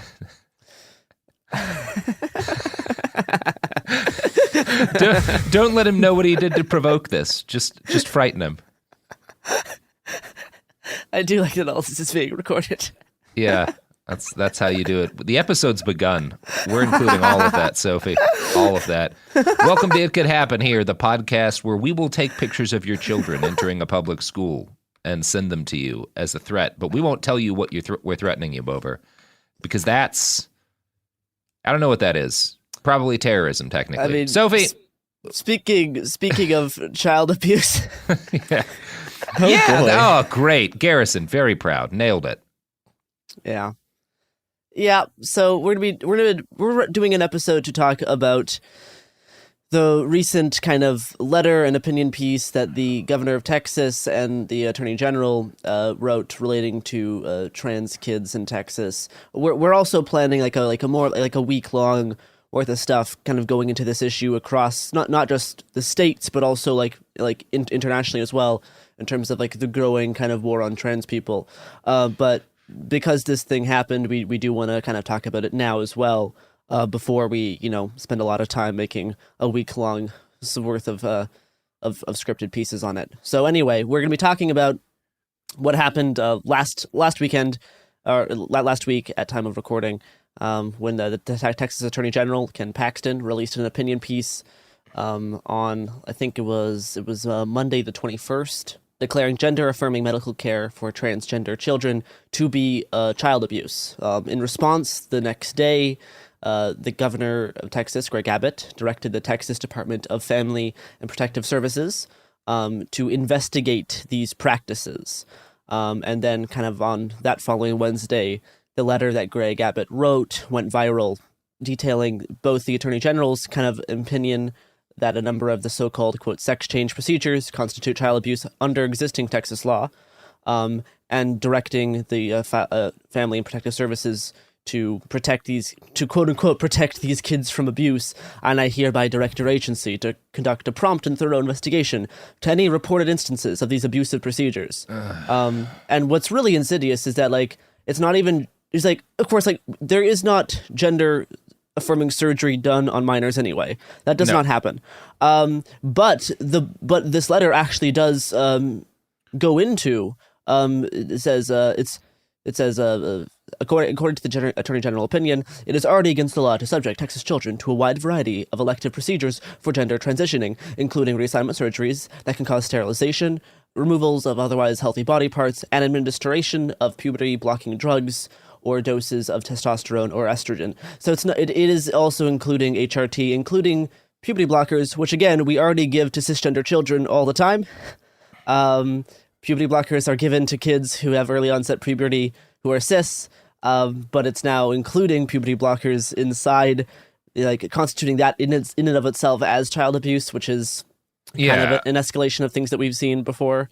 And then it's also talking about how Texas law imposes reporting requirements upon all licensed professionals, including doctors, nurses, teachers, therapists, and provides, criminal penalties for failure to report things. So like it is that was the main part of the letter that went viral, detailing the different ways that they're trying to harass, intimidate, and introduce possible legal repercussions to parents and caregivers who support transgender youth inside the state of Texas.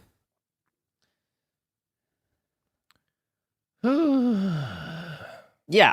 It is like the perfect example of the thing these people always do when they make laws based on their bigotry, which is like reflexively make a law based on whatever is like the fucking Twitter talking point that they've been yelling about, and then don't consider all of the different things that it's going to do that have nothing to do with the group of people they're trying to hurt. Yeah, because in lots of cases, this is just gonna, it's not even gonna, it's gonna impact a lot of like queer people in general, right? Because it's in terms of like reporting things that seem outside the mainstream. So not even necessarily transgender people, not even necessarily queer people as well. Like there's a lot of like, and if definitely when I was growing up, there was a lot of like cis girls who enjoy dressing more like butch or tomboy.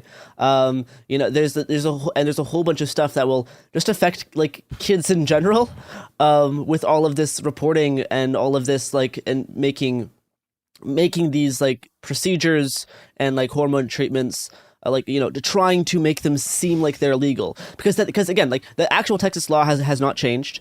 This is an opinion piece directing the Child Protective Services to investigate these things. So the actual law in the books hasn't changed. What it has done is caused a whole bunch of like a possible legal danger, and a massive headache, and just a whole bunch of like legal harassment against parents and kids, and that's what it's gonna result in, because it's unclear what the governor's directive is gonna actually practically look like. Because in a tweet on last Tuesday, he said that he's directing the Child Protective Services to enforce this ruling and investigate and refer for prosecution for instances of minors receiving affirming care. And then the Texas Protective Services told Time Magazine on Wednesday that it was going to comply with the governor's directive. But in terms of like directing them for prosecution, there has been like 5 Texas district attorneys, including the DAs of Dallas County and Houston's Travis County. They issued a statement the day after condemning the directive, and saying that they plan to enforce the Constitution, their quote unquote, that's what they said, and that they are, quote, deeply disturbed by Governor Abbott's and Attorney General Paxton's cruel directives treating transgender children's access to life-saving gender-affirming care as child abuse. We will not irrationally and justifiably interfere with medical decisions made between children, their parents, and their medical physicians to ensure the safety of transgender youth, adding that we will not allow the governor or attorney general to disregard Texas children's lives in order to score political points. So in terms of, there's certain parts of the state where even if Protective Services does investigate reports of this, they're not going to get prosecuted. But there will be other parts of the state where they probably will. Because it is just an interpretation of the law. You can still get lots of legal trouble, and it's going to be up to juries and other people to decide on what interpretation of the law is going to be enforced and enacted upon. So you're seeing a lot of people being like, oh no, it's actually okay because the law is not changing. It's just the interpretation. And we're like, well, no, it actually is a big problem. It is and it's not even, it's just the overall, it's saying the things that have been gone unsaid for a long time. It's making the things that everyone kind of assumed or was kind of the unsaid bigotry, putting it into writing and making it concrete. And it's like the overall escalation of this thing, which is deeply concerning. I mean, it's the thing that happened with like COVID restrictions, with like masks and stuff, where you've got the cities and stuff where you have kind of more rational leadership are saying like we're not paying attention to this directive from the governor. We're going to keep letting people mask, or we're not going to let you, go after businesses that require masks.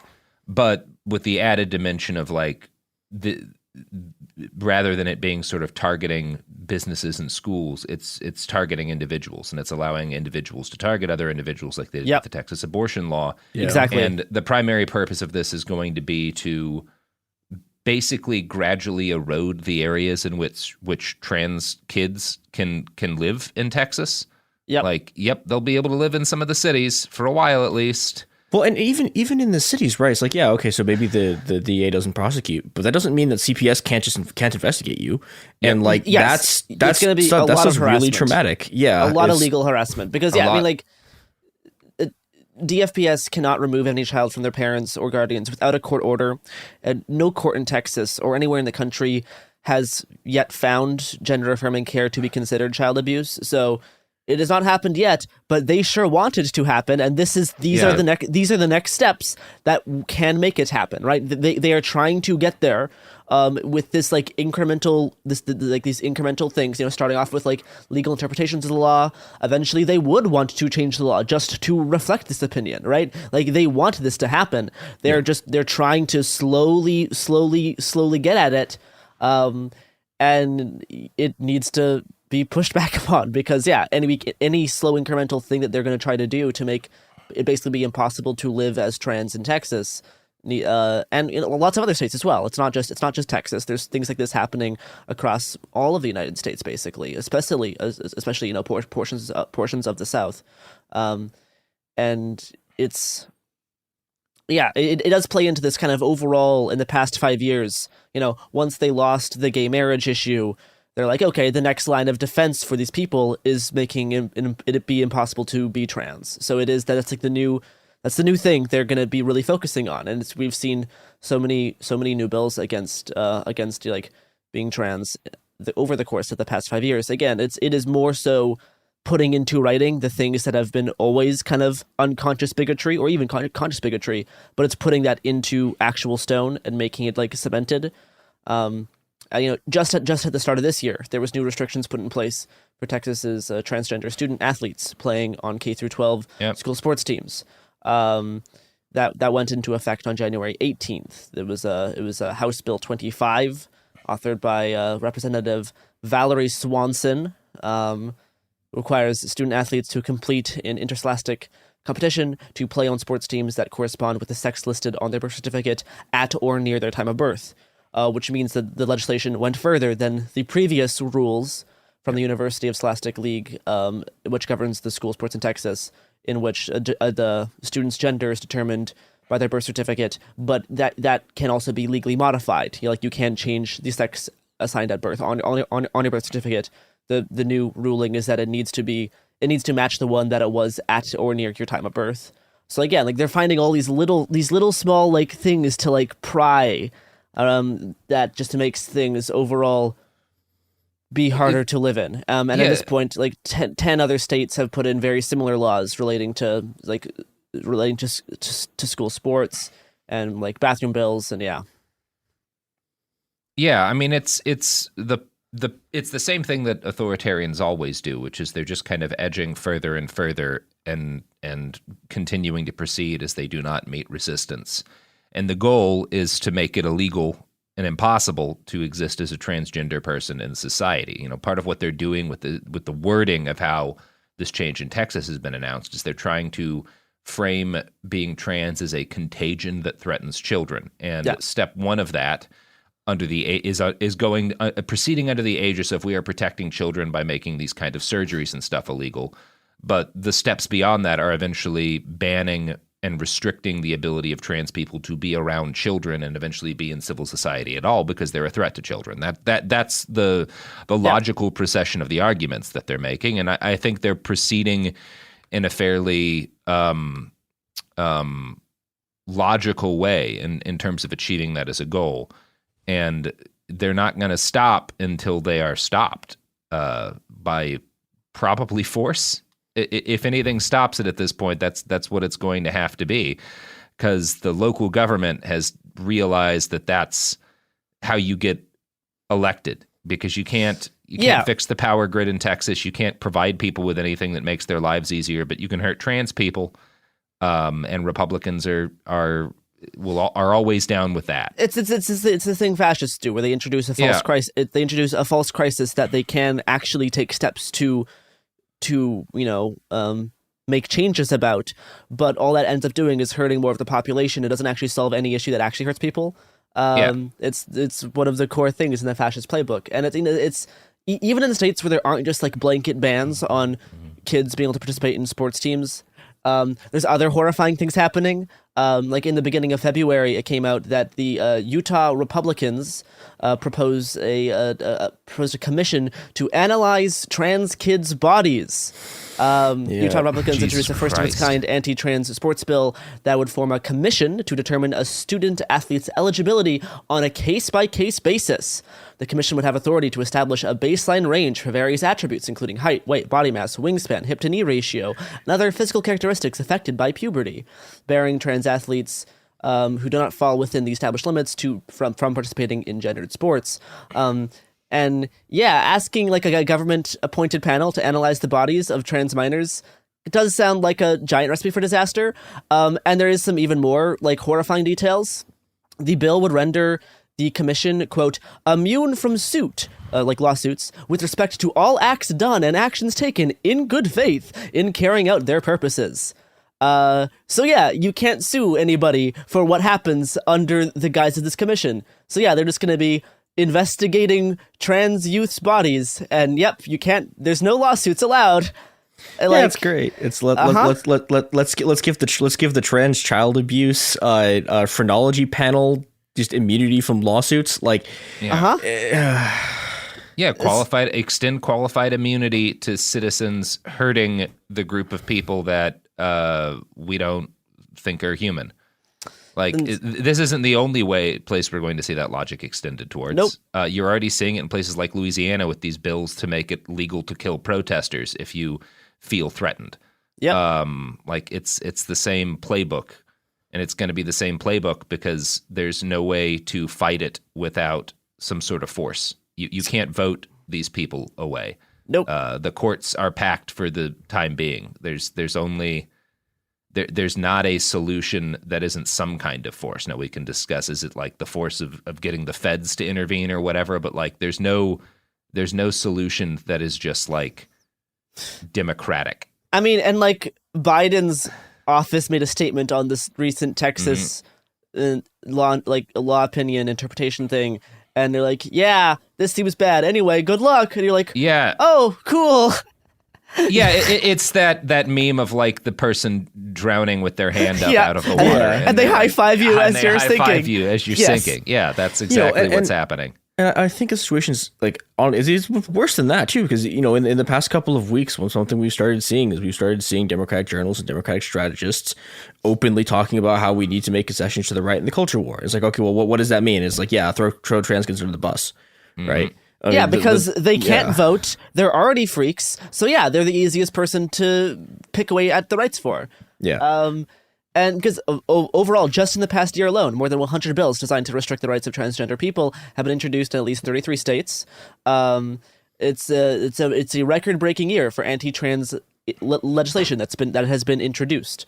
In Arkansas, the state legislature recently banned gender-affirming treatment for minors, including hormone therapy, puberty blockers, and similar treatments. Again, this is the thing that that could not happen for a long time anyway, just because culturally and medically doctors would never do that. But now at the point where that is starting to change, it is this reactive effect that people are doing, and be like, now that these cogs are turning, people are putting the massive brakes on it and putting the thing that used to be just unsaid now into actual legal writing. So now this actually is just not allowed, as opposed to it just not happening because doctors were assholes.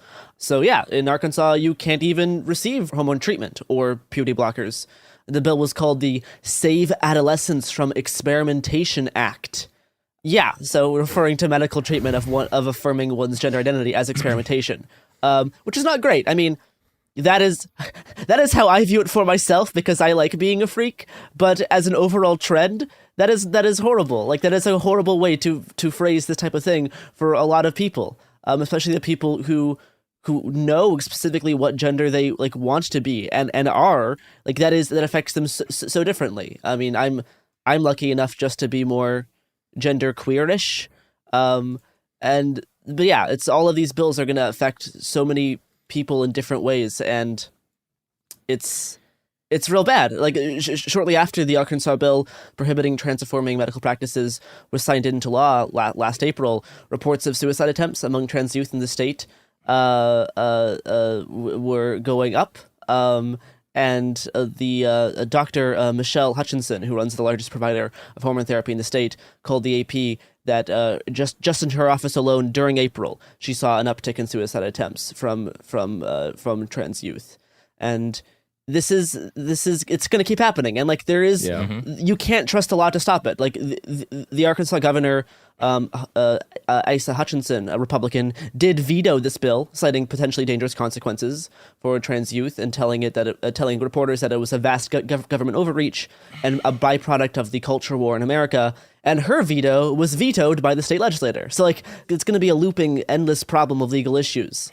So there's need to be other things. Like, I've been on Twitter the past week, just looking at all the GoFundMes by parents of trans kids in Texas who are trying to move out of state so that their kid can receive like hormone treatment and just like be allowed to be a person without being harassed by Child Protective Services and teachers and the school system. And it's horrifying, like, watching all these people like asking for help so that they can move out of state, so that they can let their kid be just a kid. And it is really rough. And a big part of why it's so horrifying is that, like, obviously, if you're in that situation, you can get your kid out there, of course. But it also means the more people who move out of places like that, the less resources there will be in the future for kids whose parents can't get them out. And the less support there will be, the less. Like, and like, there is no real escape from it. Like, you cannot get fully away. You cannot ever fully escape that type of fascist thought and creep within the state legislature, and specifically around, how it's going to affect different classes of minorities. I will direct people, if you want to kind of learn more about this sort of thing, and if you can find some stuff around. There's an organization in Texas called TENT, which is I just want to make sure I say it right. Oh no, it's the Texas Educational Network, or the Trans Educational Network of Texas. It's one of those, but it has a whole bunch of like mental health resources, guides for trans youth in Texas for how to make things slightly less shitty. And yeah, they do some advocacy work in Texas. There's also Equality Texas, which is another organization that does assistance for transgender people, like in schools, and just trying to make life slightly less shitty. Yeah, I kind of the last thing I wrote is just fix your hearts or die, which is the kind of overall message that you can really only give to people who want to do this type of thing, is that there's really no arguing with them. You have to either they need to fix their hearts or not be around anymore. Like, they're just like, whether that be like they're just secluded to your part of society, but it's like it needs to be actually like resisted upon, because these people are never going to back down on their own. The other part of the problem here again is just with how, like this is sort of this is an inherent problem that you have with democracies, right? With democracies and civil rights, where it's, you have a group of people who are an extremely small minority, and this gets compounded by the fact that you're dealing with an extremely small minority of people, and you're already dealing with like the thing that is called democracy, right, is only participated in by an extremely small number of people, especially when you get down to like the state level and the local level. Right, like very few people are actually voting in these things. The people who are voting in these things like want trans people to die, and so you need some kind of other solution to actually secure civil rights, because there literally are not enough trans people, and there are not enough people who support them and care enough to do it, and also are in these areas to prevent this through just the normal like vote blue. I mean, like I keep seeing this with Texas. Everyone keeps saying it's like, well, okay, we just got to vote blue, and it's like people have been saying this about stuff in Texas for as long as I've been alive. It has never happened, ever. Like it hasn't my entire life. Like they keep saying this, it keeps not happening, and kids keep dying, and yeah, there has to be something else because otherwise it's going to come back here.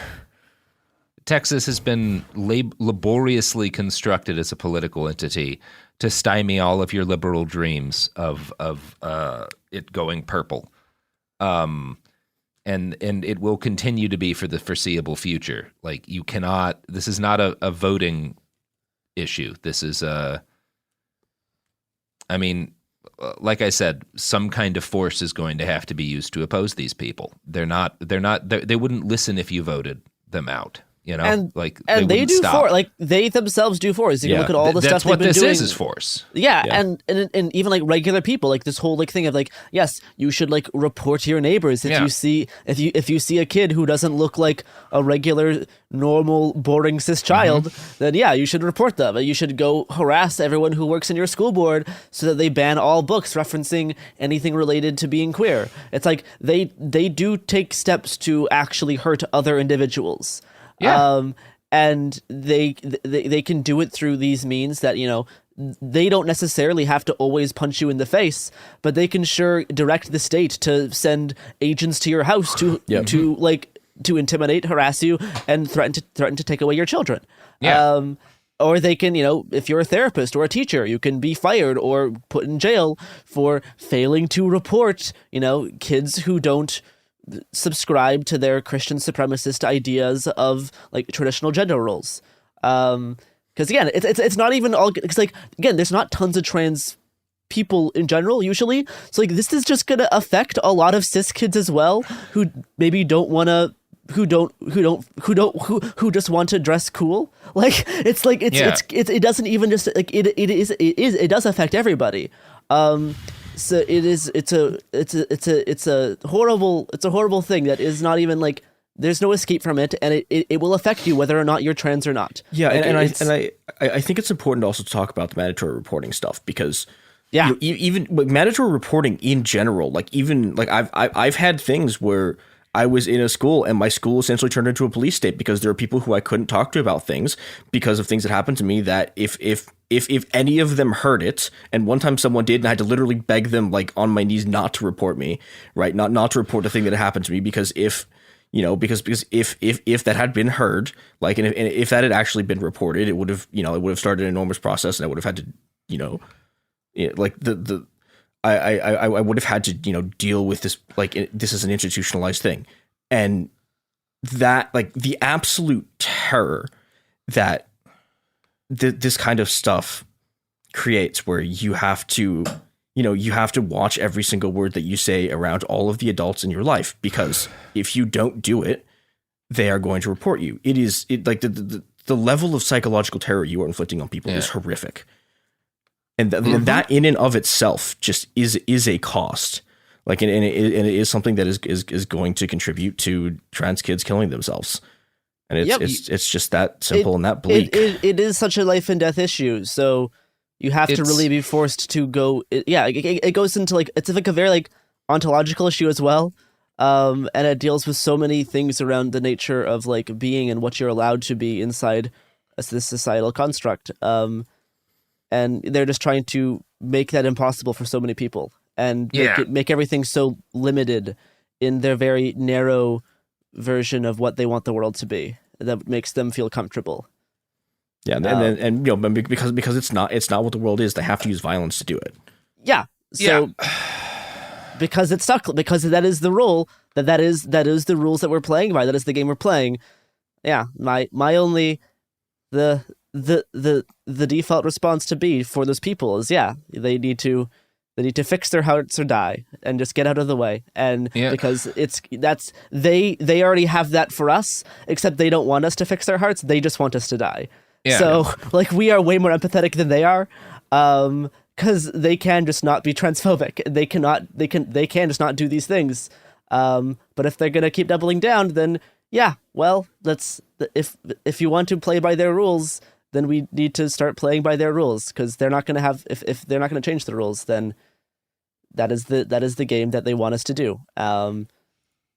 And again, like actual, like, I always for episodes like this, I always want to kind of end with like, here are some steps that you can like take that are relatively easy, and it's challenging for these types of sorts of things. Like there is things you can do around, you know, making sure you're aware of what bills are being talked about in your local area, contacting representatives to do stuff, going to you know, either whether they're school board meetings or stuff, but like, a lot of the electoralist type of ideas around this feels always so inadequate, and it feels always so fake, that, you know, it feels a lot easier to like, you know, figure out different ways to actually help actual trans people in your area, and give trans people money, and like, because like that is often can be actually have a way more positive effects, at least effects that are like observable. But there are also ways to stop this type of legislation. Like there is ways to do that, and I'll try to get into more of that kind of stuff as well once we get, you know, our week long of stuff about the war on trans people, that will be upcoming probably sometime in this next month. Yeah. Remember, folks, if anybody ever suggests doing something for children that isn't providing them with food or shelter, you should probably hit that person, because they're probably trying to fuck something up for somebody. It's nearly always. Don't trust anyone who says they need to do something to protect children. That they're lying to you. As a rule, they're lying to you.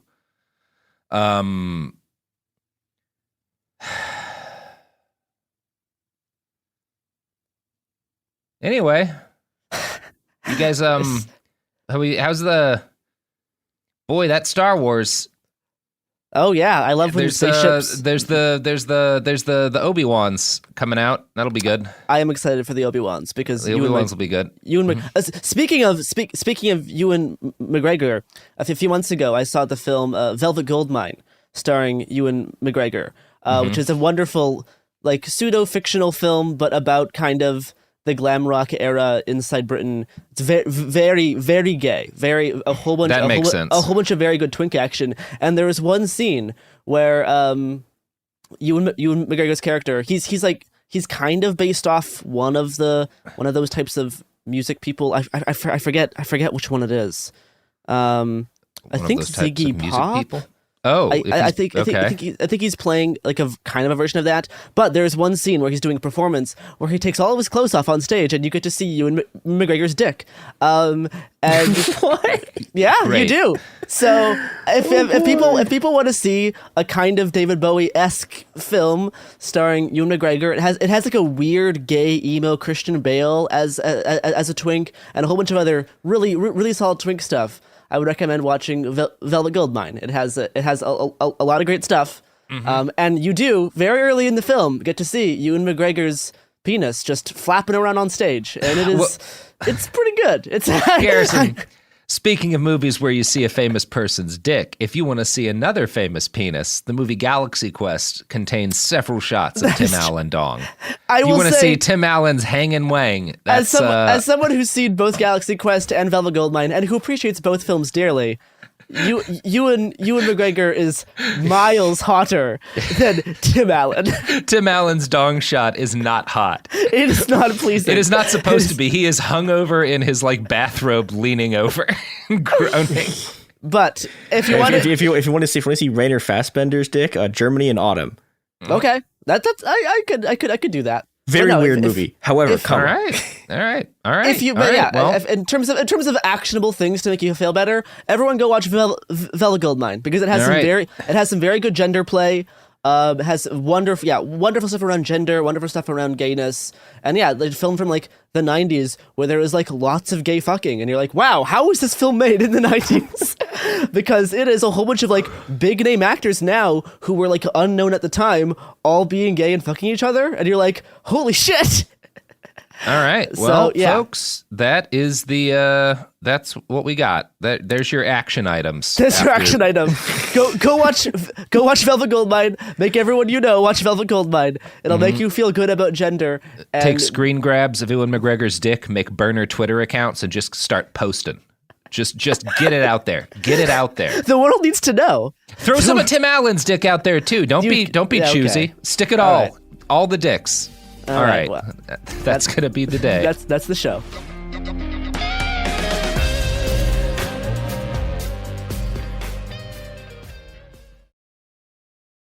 Hi, this is Jo Winterstein, host of the Spirit Daughter podcast, where we talk about astrology, natal charts, and how to step into your most vibrant life. And I just sat down with a Minnie Driver. The Irish traveller said when I was 16, you're going to have a terrible time with men.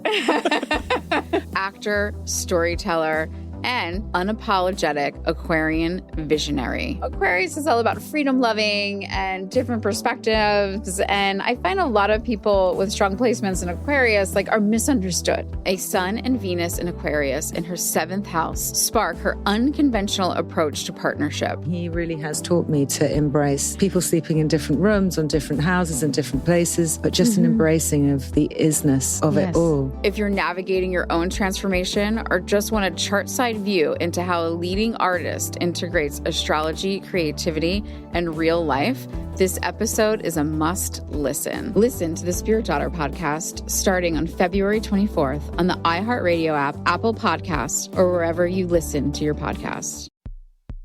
China's Ministry of State Security is one of the most mysterious and powerful spy agencies in the world. But in 2017, the FBI got inside. This is Special Agent Regal, Special Agent Bradley Hall. This MSS officer has no idea the U.S. government is onto him. But the FBI has his chats, texts, emails, even his personal diary. Hear how they got it on the 6th Bureau podcast. I now have several terabytes of an MSS officer, no doubt, no question, of his life. And that's a unicorn. No one had ever seen anything like that. It was unbelievable. This is a story of the inner workings of the MSS and how one man's ambition and mistakes opened its vault of secrets. Listen to the 6th Bureau on the iHeartRadio app, Apple Podcasts, or wherever you get your podcasts.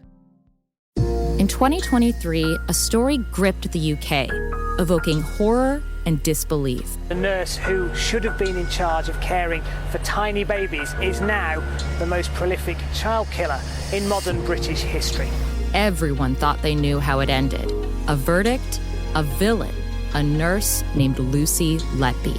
Lucy Letby has been found guilty. But what if we didn't get the whole story? The moment you look at the whole picture, the case collapses. I'm Amanda Knox, and in the new podcast, Doubt, the Case of Lucy Letby, we follow the evidence and hear from the people that lived it to ask what really happened when the world decided who Lucy Letby was. No voicing of any skepticism or doubt. It'll cause so much harm at every single level of the British establishment of this is wrong.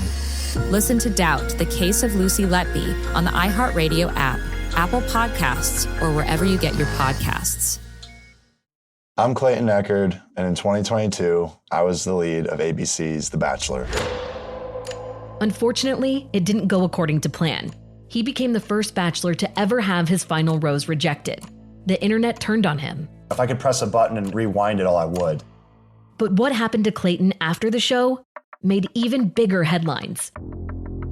It began as a one-night stand and ended in a courtroom, with Clayton at the center of a very strange paternity scandal. The media is here. This case has gone viral. The dating contract. Agree to date me, but I'm also suing you. Police search warrant.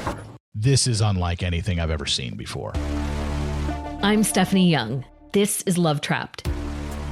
This season, an epic battle of he said, she said, and the search for accountability in a sea of lies. I have done nothing except get pregnant by the Bachelor! Listen to Love Trapped on the iHeartRadio app, Apple Podcasts, or wherever you get your podcasts.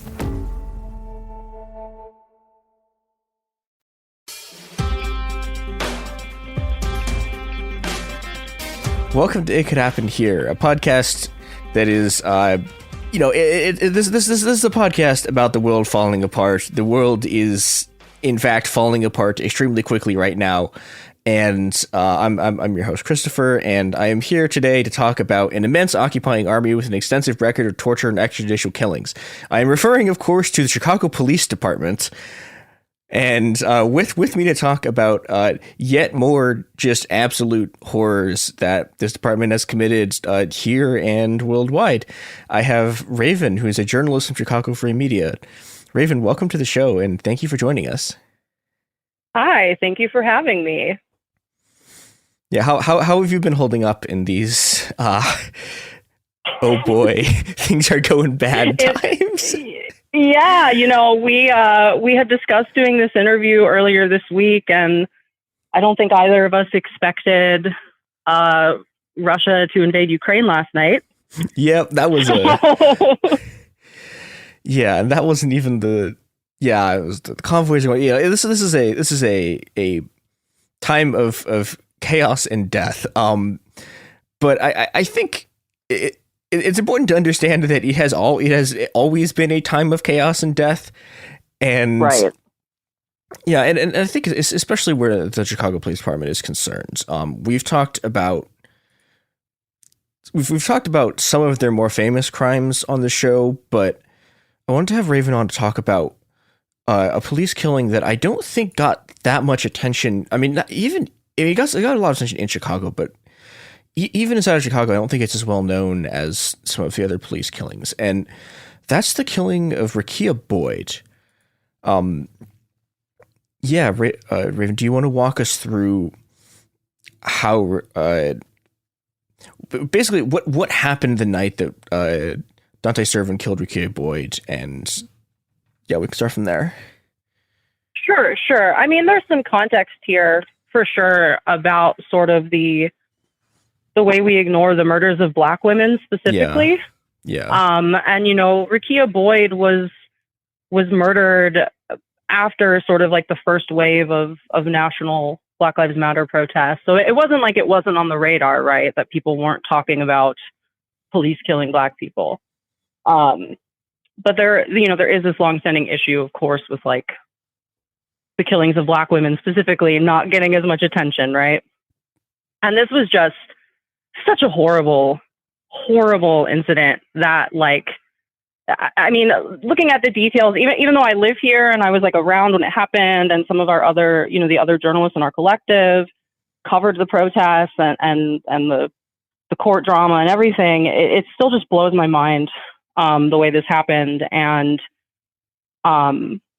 you know, ultimately, the most important thing to take away from it is that her family never saw justice. He walked away. He walked away from the incident and then went on to start training police in Latin America, which we can talk about also. Yeah. So not only did the Chicago police officer who was off duty with an unregistered gun murder an innocent 22-year-old Black woman hanging out with her friends in a park, he then got a job with like a tactical training institute to travel to Honduras and train police there. Yeah, and I think we definitely will be getting to the sort of international angle of this, but the export of American policing, essentially.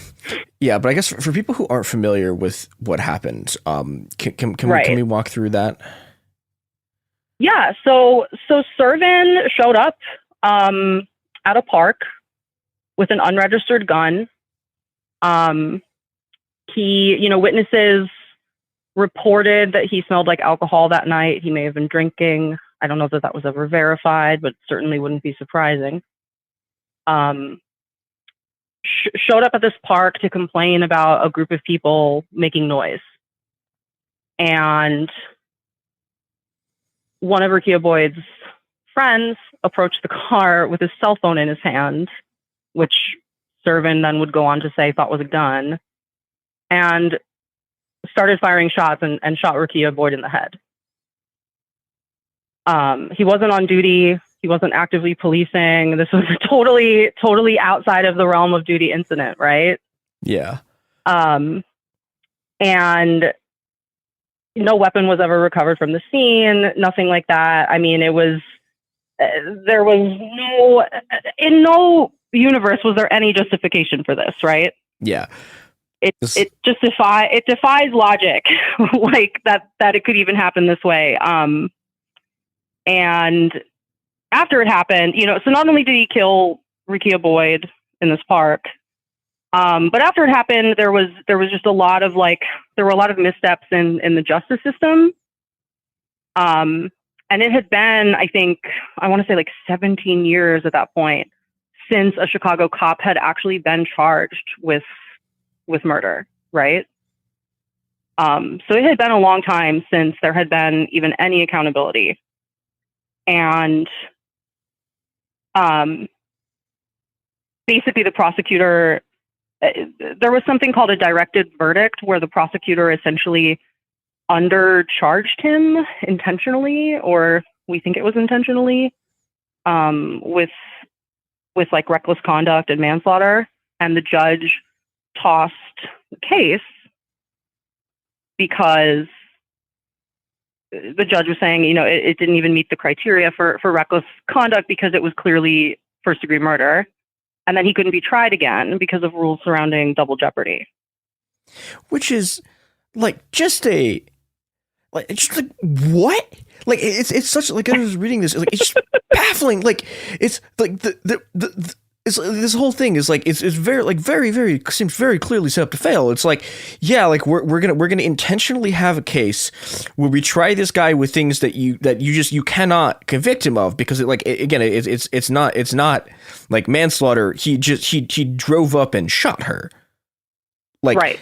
He very clearly with intention shot Rekia Boyd, and it very much seems like they planned this out, that they were this is, we've talked about this on our last CPD episode. Prosecutors collaborate with judges and the police constantly because that's just how the thing called the justice system works. This is a particularly egregious example of them just setting up a case that they just knew would fail. Exactly. And this is the same prosecutor who was ousted in the aftermath of the Laquan McDonald murder. There were very large protests. Then there was a hashtag going on social media. Her name's Anita Alvarez, so the hashtag was by Anita.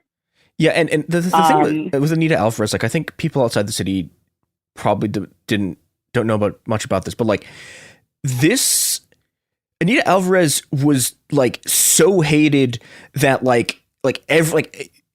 everyone in the city basically worked together to run her out. You had liberals and anarchist groups working together. Everyone in the city, all the electoralists, the anti-electoralists, the people who just have no politics basically whatsoever. It was this really incredible coalition because she just the stuff Anita Alvarez is doing is just so egregious that everyone was able to find a way to put aside their differences on just the logic of get her out. Right. But, to note again, that was in the aftermath of the Laquan McDonald shooting. Yeah. And, what happened with Rekia Boyd wasn't enough to spur those large protests. And this is not to denigrate or demean the people who did come out and protest, because it's still there were still protests. Don't get me wrong. People showed up for Rekia, but the difference in people showing up for Rekia and people showing up for Black men being shot, that's something that Black women have drawn attention to. Yeah. They're why don't you care when we get murdered? And it's become this sort of, ongoing chant. If you go to any Chicago racial justice protest, you will hear people say, we do this for Laquan, we do this for Rekia, because it's just one of those names that, for whatever reason, based on what was going on in the media at the time, just didn't make its way outside of Chicago very much. Yeah. And we're seeing a similar sort of situation right now with what happened with Amir Locke in Minneapolis, right? that was something where I think a lot of us thought, okay, wow, this is going to explode. You know, this is such just a horrible miscarriage of justice. Like, how could this happen? Surely there will be massive protests again, you know, something like that. And of course, you know, Minneapolis was out there. We had like some small actions here in Chicago, but it didn't really catch fire, so to say. I mean, I think that there's always sort of cycles of this where, you know, there's cycles where you get these massive protests and cycles you don't. But, you know, and I think this is one of the things that you can look at with Rekia Boyd too, where it's like, regardless of whether people are in the streets or not, the killing continues. And right.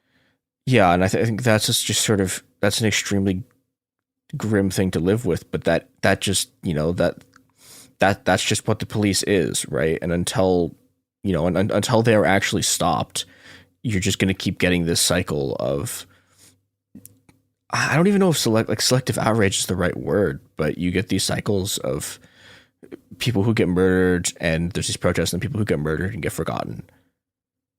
And yeah. And it really does seem to be kind of, you know, there's a lot of layers to it. Like obviously the misogyny against Black women is part of it. And I think the media just, you know, is a part of it too. Like, I mean, I'm a part of the media in a sense, but we're alternative media, so it's a little bit different. But, you know, like there are choices made behind closed doors about what stories to follow and amplify. And I will say, you know, what I will say is I think because of what happened in 2020, I think there's a lot more scrutiny on Chicago police now, at least more mainstream scrutiny of them than there was back in 2012 when Rekia was murdered. Yeah.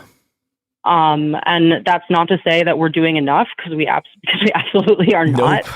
But I think 2020 did in some way, you know, push things just like a little bit further, if that makes sense. You know, there are some more liberal mainstream types of people talking about the horrors of Chicago policing and all of that. But, you know, when it comes to Chicago police, like I just, their apparatus is so massive, like not just from like the funding they get, but like their media and PR, you know, the prosecutors and the judges, like you mentioned, are absolutely part of the policing apparatus. Like they're not separate, right?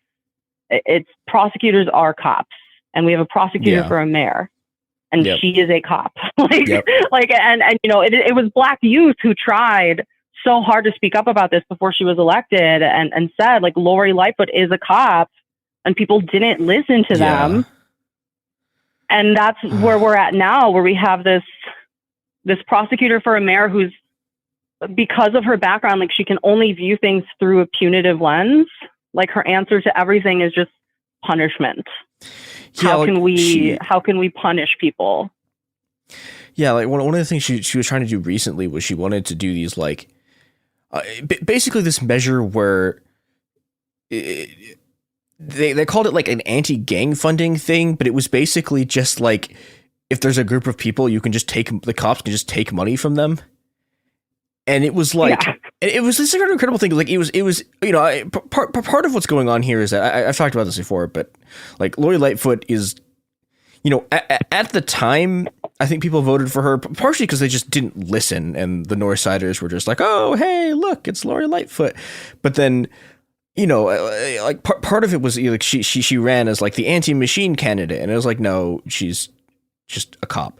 But like, what I think is interesting is, you know, like she's like incredibly widely hated, like to the point where like, you know, the Chicago City Council is like not notably a anti-police body, but like even the city council was like, you can't do this. Like, and then they actually blocked. I think if I'm getting my facts right on this, like I'm pretty sure they blocked Lightfoot's proposal because it was just like they did, yeah. And that's been one of the things that like we've had a couple of like weird kind of like attempts to rein the CPD in, but they're not really happening because of like anti-police sentiment, they're basically happening because the city council's feuding with the mayor. Right. Which is weird. Yeah. And, you know, I've seen it, like, she's such God, I could, the figure of Mayor Lori Lightfoot, I mean, it just makes no sense, right? Because she's hated by people on the left, you know, who obviously are anti-policing. She's also hated by the police. Yeah, the police hate her. I mean, it's incredible. Like she does yeah, I mean, if you go through any of the conservative, like, cop blogs and Twitter accounts, you know, Chicago police are very active on social media, right? Which is, you know, it's a whole thing in and of itself, because these people, you know, they shouldn't be broadcasting the things on social media that they do. But she's universally hated by everyone at this point. So, you know, it's been a really tough couple years for Chicago since the riots, especially because Chicago, just the word, has become so loaded in the national media, right?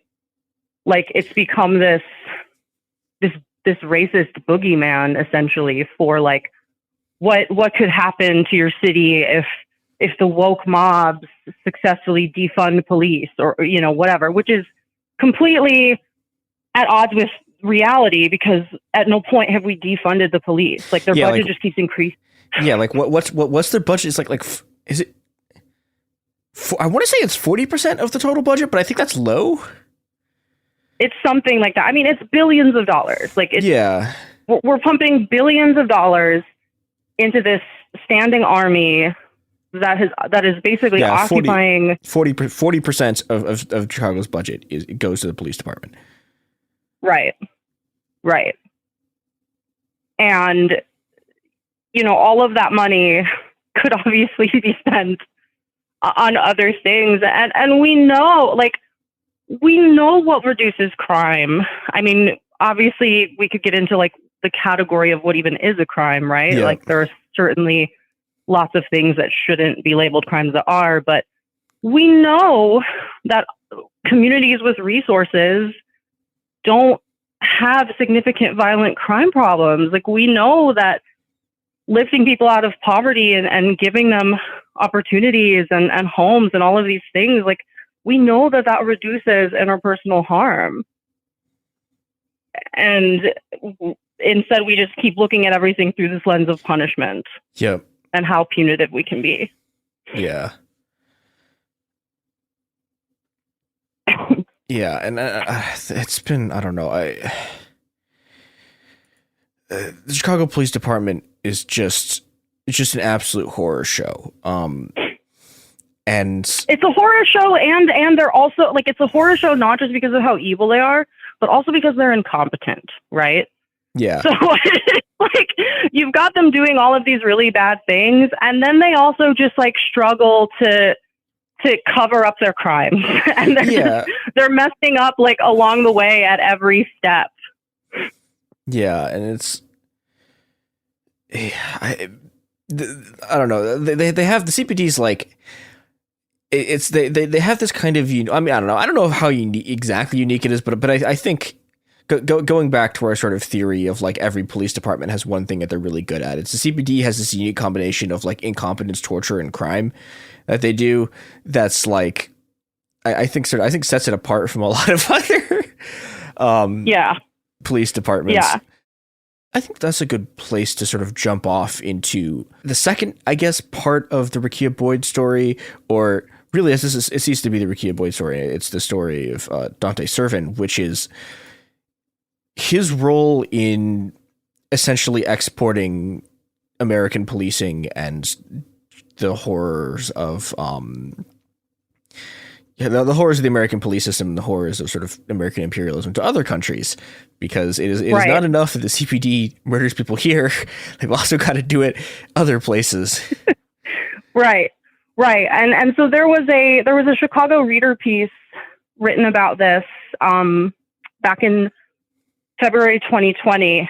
Servin's not mentioned in it, but it was a really good story. I recommend people look it up because you know, some of this research is not like my original research, right? It stems from the research that people with the Invisible Institute did. But essentially, you know, there are Chicago police officers, and there's one in particular. His name is Aaron Cunningham. He's the man who founded this tactical training institute that go, you know, they go abroad, like they go to different countries, and it's privately funded, though they claim to be working with the feds, and there's a lot of like weird gray area there where there's not a lot of oversight and nobody really knows, like, are you getting federal money to do this? Are you just saying you are? Like what's the deal, right? But Cunningham was essentially like a crooked cop who funded this tactical training institute so that they go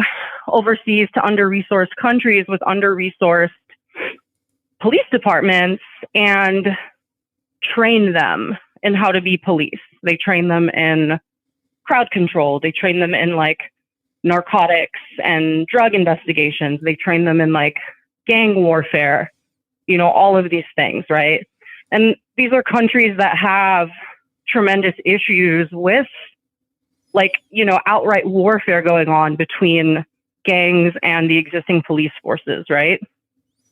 So they're in desperate need of aid, of assistance. And of course, like, some of these conflicts that are going on stem from American imperialism to begin with, right? So it's like, we caused the problems, then we're going to come in and like send a bunch of cops over who, like, you know, have extensive misconduct records in their home cities, and some of them have even just like murdered innocent women in the park. Yep. And we're going to have them train your guys into how to be cops. Yeah, and yeah, you know, that goes about as well as you would expect it to, which is, I mean, one of the things that the reader piece talks about is, so these guys get brought in to train a bunch of cops in El Salvador after the El Salvadorian police do a bunch of horrible massacres, and then they train these cops, and then the cops immediately turn around and also again do a bunch of horrible massacres, and it's this.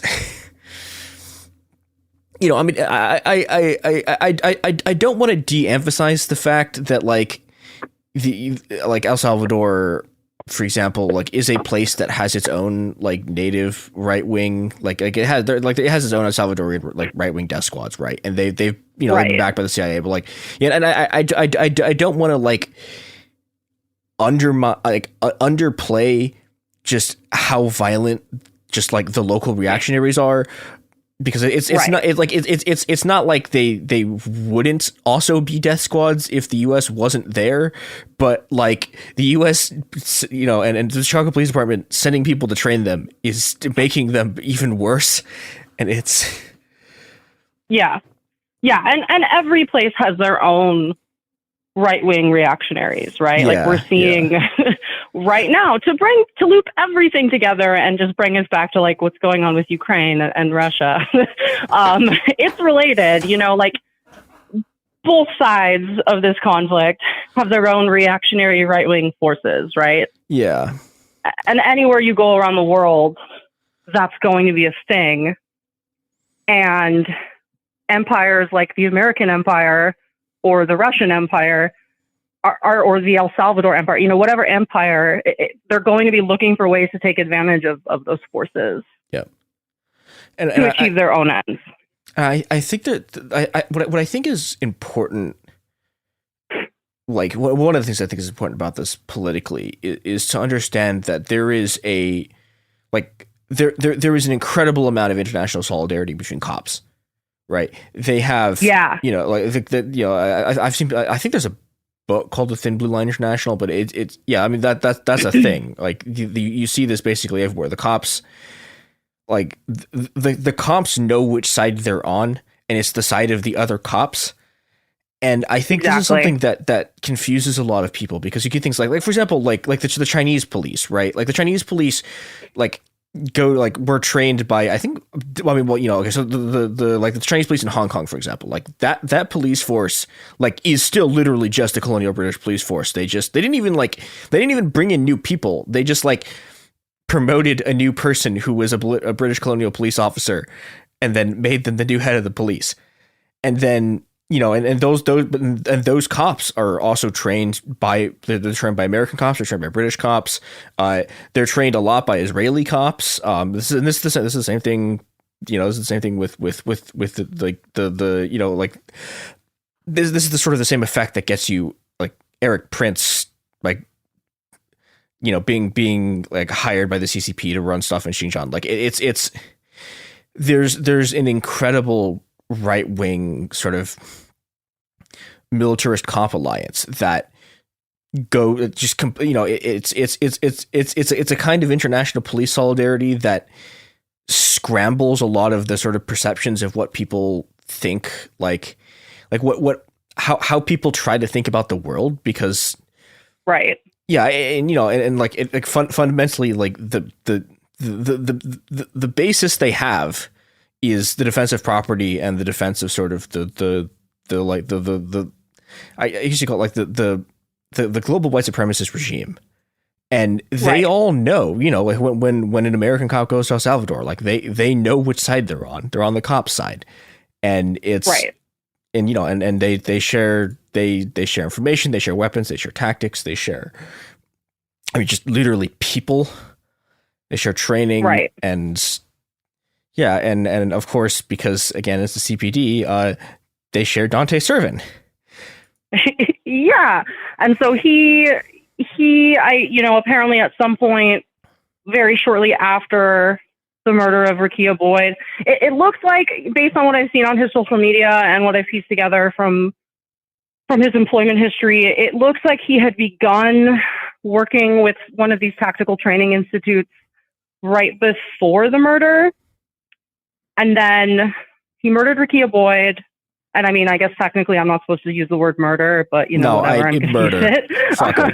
Like, yeah, no, fuck him. He murdered Rekia Boyd. Yeah. And so he murdered Rekia Boyd, and then everything happened with like going through court, and he walked away without being charged or imprisoned. Or, I mean, he was charged, but without being convicted or imprisoned. Then the police board, you know, recommended his firing, but he resigned 2 days before, like, he was supposed to have his hearing. So he still gets a pension? I'm pretty sure that's how that works. Oh, God. Yeah. And so he gets, yeah, I'd have to confirm that, but I'm pretty sure he gets the pension. So he resigns, and then at some point after he resigns, he starts posting to social media about his trips to Honduras. And, you know, is posting photos of like hanging out in the bar with the cops down there, and kind of just all of that. And this is not like public information. Like, he has like a LinkedIn page where he like lists the things he's been doing. Like this is completely public. I don't know like why nobody knows about it or has talked about it. But you know, that also I think just comes back to this murder kind of flying under the national radar a lot. And so, you know, we don't know what company or organization he's there with. It doesn't say he's with International Tactical Training Association, which is the Chicago-based group led by Aaron Cunningham and his wife. My guess would be it's that group, because that's the big one based out of Chicago. Yeah. But you know, like I can't prove it. Yeah, it could be another right-wing tactical training group that's training death squads in El Salvador. Yeah, and that's the thing, right? Is that this is not just happening here in Chicago. So like, there are these tactical training groups all over, and there are a number of U.S.-based ones started by different police officers from different departments, because it's kind of like a career path for them in a sense, because it's a thing they can do once they retire. And it's a moneymaker. You hold these tactical training seminars. And so a number of them are domestically based, right? Like, they're not necessarily going overseas, but what they're doing is they're having these seminars, and they're training other police officers in like certain things. Like, some of them might be like an afternoon session where you go and you learn about like, you know, firearm safety or something. Then there might be like larger ones where you go and you like stay and camp out for like 3 days and you practice like ambushing guerrilla gangs in the jungle or something like that. And then a lot of them are based around gun safety and firearms training. And some of those are open to the general public. It depends. Some of these are like only for other cops or law enforcement, and you have to like show ID, or military, and you have to like prove that you're affiliated with police or military. Some of them are open to the public, and you just have to have like a firearms card. Oh boy. So that's problematic. Yep. For one reason, because we found out in the aftermath of the January 6th Capitol riot that a number of the Capitol rioters did attend like firearms training classes, tactical training classes in just various sort of locations. Yep. So this is a way for officers who have left the force for whatever reason to then have a captive audience. And yeah, they're teaching them how to like shoot guns and, you know, follow the more like specific sort of things like that. But what kind of conversations are they having? Like, what kind of ideology is being espoused?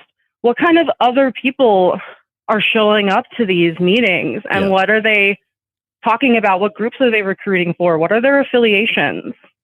Yeah, and I think that that's something that's important to think about, and also to, you know, have more generations of journalists look into, because, you know, when you look at these, I mean, like, you know, we've had stories like this before, right? Like, I mean, this is a lot of how, for example, like the Taiwanese special forces, for example, spent an enormous amount of, partially special forces, partially just the Taiwanese army, spent an enormous amount of time doing stuff very similar to this. And, you know, the product of that was, and this is Cold War era.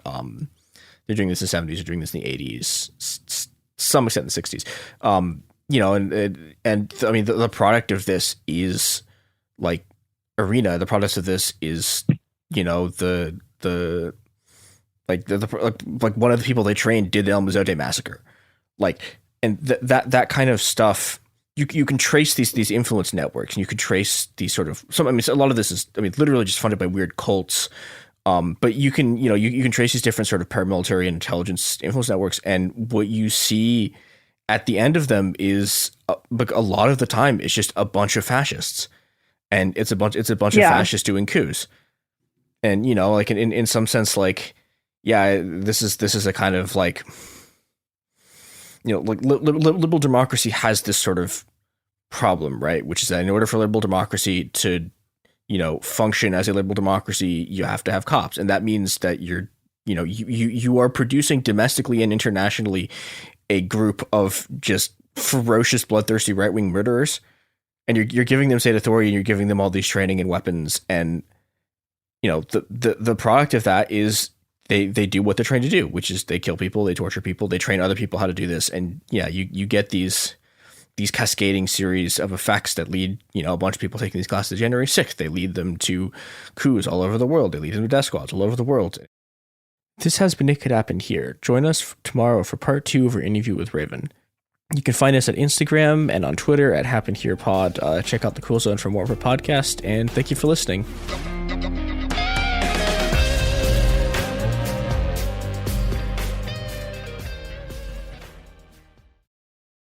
Hi, this is Jo Winterstein, host of the Spirit Daughter podcast, where we talk about astrology, natal charts, and how to step into your most vibrant life. And I just sat down with a Minnie Driver. The Irish traveller said when I was 16, you're going to have a terrible time with men. Actor, storyteller, and unapologetic Aquarian visionary. Aquarius is all about freedom loving and different perspectives, and I find a lot of people with strong placements in Aquarius are misunderstood. A Sun and Venus in Aquarius in her 7th house spark her unconventional approach to partnership. He really has taught me to embrace people sleeping in different rooms, on different houses, in different places, but just an embracing of the isness of it all. If you're navigating your own transformation or just want a chart side view into how a leading artist integrates astrology, creativity, and real life, this episode is a must listen. Listen to the Spirit Daughter podcast starting on February 24th on the iHeartRadio app, Apple Podcasts, or wherever you listen to your podcasts. In 2023, a story gripped the UK, evoking horror and disbelief. The nurse who should have been in charge of caring for tiny babies is now the most prolific child killer in modern British history. Everyone thought they knew how it ended. A verdict, a villain, a nurse named Lucy Letby. Lucy Letby has been found guilty. But what if we didn't get the whole story?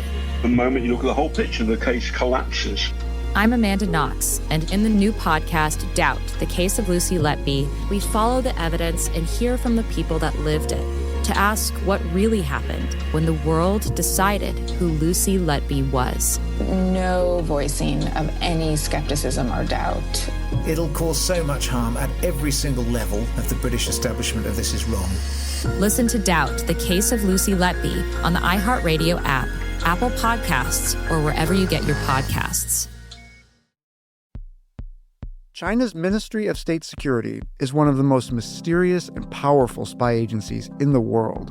But in 2017, the FBI got inside.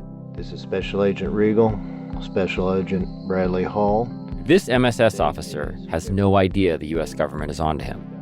But the FBI has his chats, texts, emails, even his personal diary. Hear how they got it on the 6th Bureau podcast. I now have several terabytes of an MSS officer, no doubt, no question, of his life. And that's a unicorn. No one had ever seen anything like that. It was unbelievable. This is a story of the inner workings of the MSS and how one man's ambition and mistakes opened its vault of secrets. Listen to the 6th Bureau on the iHeartRadio app, Apple Podcasts, or wherever you get your podcasts.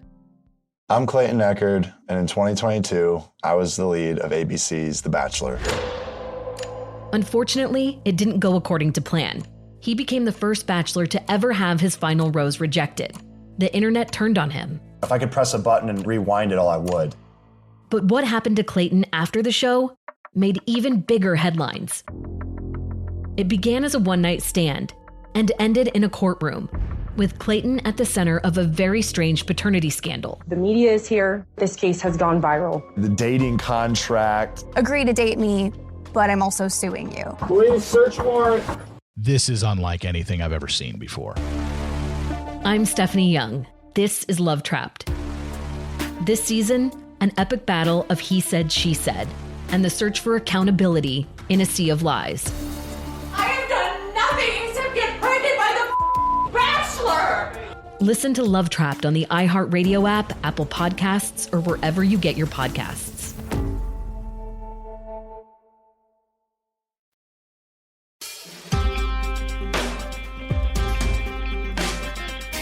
Welcome to It Could Happen Here, a podcast about how much I, Christopher Wong, hate the police, and specifically the Chicago Police Department. And we are bringing you part 2 of my interview with Chicago journalist Raven about more crimes of the Chicago Police Department, their international impact, and how the police weaponize race and class lines in order to preserve their power. Enjoy. You know, I spent a lot of time just in cop social media spaces, right? And of course it's rotting my brain, and it's honestly just really tough to deal with sometimes. But one thing that we see over and over again, if you look at the memes that they share and the posts that they write on Facebook and all of these things, is they see the people as their enemy, right? They're trained. The militarization of the police isn't just about the equipment that they have and the money that they have. It's also about their psychology. Yeah. And how they view themselves as like warriors fighting the bad guys. But because of the nature of policing, the bad guys are literally anyone who isn't complying with what they say. Yep. And usually this is like Black people, you know, marginalized people, poor people. And then there's sort of this, like, you see a lot of these like memes where they talk about themselves as like sheepdogs protecting the sheep from the wolves. And yeah, I know. And like the sheep are supposed to be like the innocents, which typically, if you really go deep into it, it's like in their minds, that's like women and children who are like mostly white, right? Yeah. Like they think they're protecting like white innocents from like bad guys. And there are layers to it, right? Because like, obviously it doesn't always work out that way. And, you know, there are like poor white people in rural areas who deal with police repression. You know, there are like wealthy Black people who get pulled over by the cops just because they're driving while Black. Like there are certainly like layers upon layers here, depending on like class and just everything. But at the end of the day, like they're training themselves up to be a military fighting the people, invading their spaces, taking over. And the psychology of it is just really, really dark too, because you have these people who, because we're sending them into under-resourced communities sort of after the fact, after traumas occurred, after there's been violence, there's been shootings, everyone's poor, you know, whatever. We're sending them into these places where there's just like the most horrible things about poverty and about violence are happening. And that's all they're exposed to. So then they end up with PTSD or all of these problems, you know, like the alcoholism rate, the domestic violence rate, all of these things within the Chicago police force are extremely high. And all of this comes back to, because we're treating everything as punishment, we're coming in after the fact. We're not actually treating these problems at the source. We're just sending people in to manage the chaos after the fact. And then they end up traumatized. They end up enacting more crime and more violence upon these communities. And it just becomes this cycle that no one can get out of. And then it comes back to just like defunding the police and state priorities. Like, where are we putting our resources? Because if we were putting them in the right place, so many of these things wouldn't be happening in the first place. Yeah, and I think one other thing I think it's important to note that we talked about this on our you know, the episodes about the cartels. We talked about this on our episodes about the other episodes about Chicago police, which is that the other thing that happens is that the Chicago police just they see the drug trade and they go, okay, we're just going to get in on it. And, you know, and the sort of the combination of these people, these just incredibly violent armed people with like total impunity and an enormous amount of money, is that, you know, they become themselves in just, you know, they become exactly the same thing that they were, you know, nominally supposed to be fighting. And that has all of these downstream effects of, you talked about the way that this militarizes basically everything, right? This militarizes the police. This has, you know, the violence of it has the effect of militarizing everyone else. It militarizes the non-state actors, and it just sort of it just keeps rationing up the level of violence. And as long as you keep throwing the state at it, and as long as the state just keeps essentially like going, okay, okay, we have the drug trade, I'll just get a cut of it. And as long as that keeps happening, like all of the stuff that the cops are, you know, nominally there to deal with is just going to keep escalating, because the state, because state violence is intensifying and making it worse. Right. And it's just so like, they're so fucking racist. Yeah. Like, I just can't, I mean, like, we have to keep talking about that, because it's just like, so much of just like where they get their information and how they exchange. Like if you look at these cop social networks and where they're getting their information and the kinds of things they're saying to each other about Black people in Chicago are all so ridiculously wrong, because they're just parroting these like cop blogs that they read full of all kinds of just batshit fucking conspiracy theories about like our Black DA or prosecutor, Kim Foxx, being like a puppet of George Soros. They literally believe this. Yeah. And it's echoed by people like Tucker Carlson, in national media. Like anytime Chicago comes up, you will hear these kinds of just completely off the wall conspiracy theories about like communist BLM, Antifa, Soros funded Kim Foxx, like ruining Chicago. And I'm not like defending Kim Foxx. Don't get me wrong. She's still a prosecutor. She's still like putting people in jail. Yeah. But she was elected because she was supposed to be this like big reformist and all of that. And so she's become a target. And then she's also become a target for them because she's a Black woman. So it's easy for them to make her into a lightning rod of hate, basically. Yeah. And, like they just, the dehumanization of Black Chicagoans that you see in these Facebook posts that these people are writing and the things that they're tweeting, like it is violently, disturbingly racist.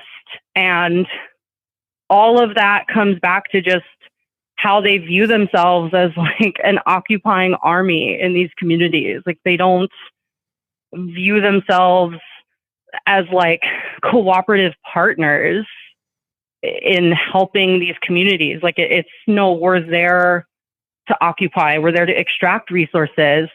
We're there to like, benefit off of this gang warfare if we can, and like you mentioned, like, if you look at like the corruption and the things that have gone on with that, I mean, that goes back to city council, right? I mean, we have aldermen, we have alder people who are essentially in bed with the cops looking out for them.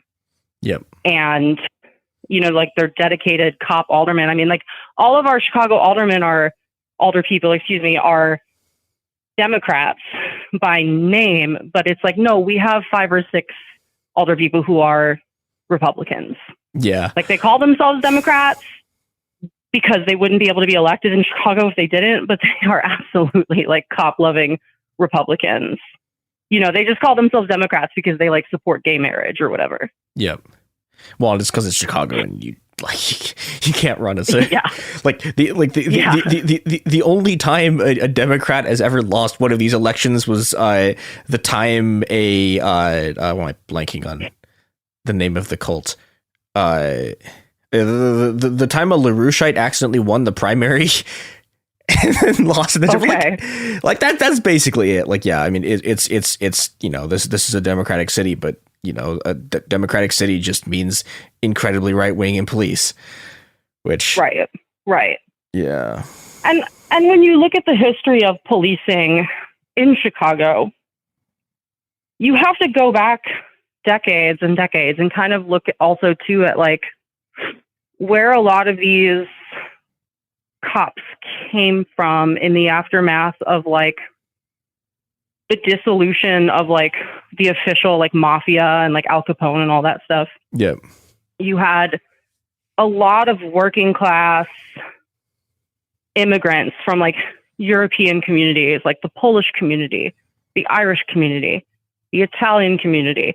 And all of these communities have their own like police associations here, like the Italian American Police Association, the Polish American Police Association, all of these things. And so like it becomes this, being a cop, to go back to sort of like the international ties here, being a cop becomes this like identity for them and their families. Like a lot of people are cops because their dad was a cop, their grandpa was a cop, their cousins are cops, their brothers are cops.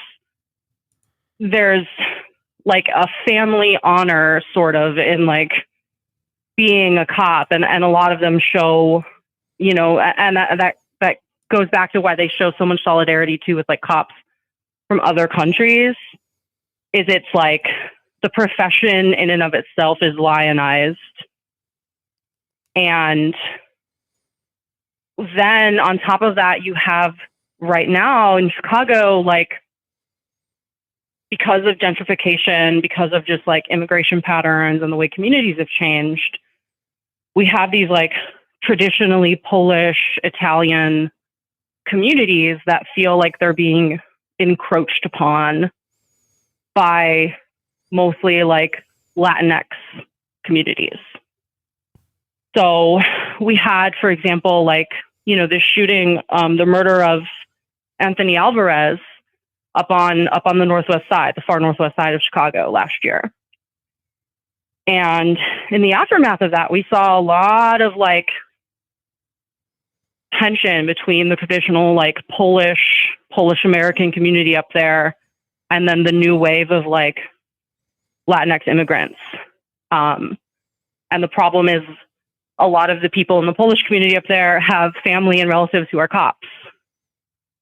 So we had like cops trashing the memorial, you know, to Anthony Alvarez. We had like Polish biker gangs like riding by the rallies, trying to like intimidate people.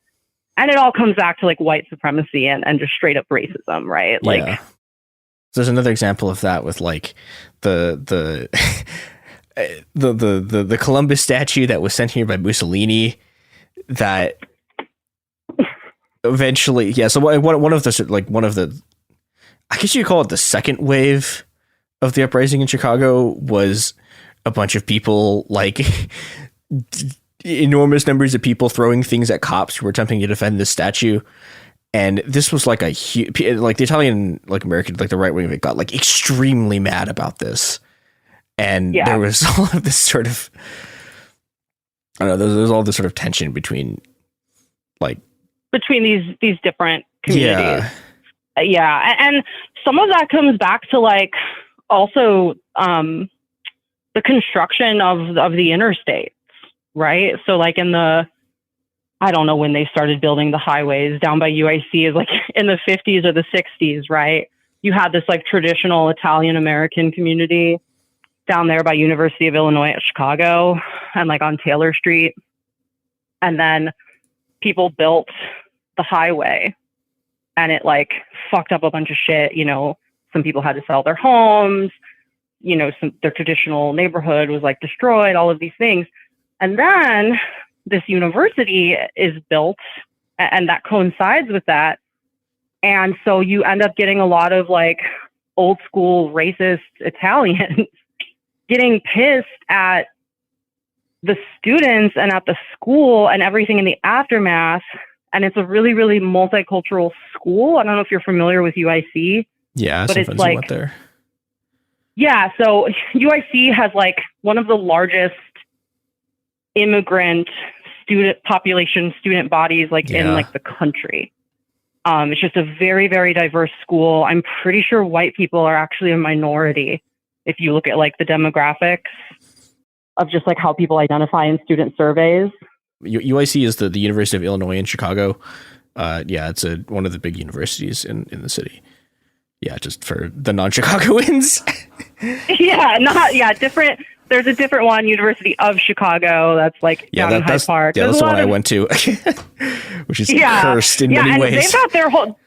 They've got their whole thing going on because their campus police force is one of the largest private police forces in the world. Yeah, and I guess we can talk about that a little bit too, because that's this sort of like, it's kind of horrible bind where it's like, so it's that police force is one of the largest police forces in the world. It has shot students. It has shot people who are not students.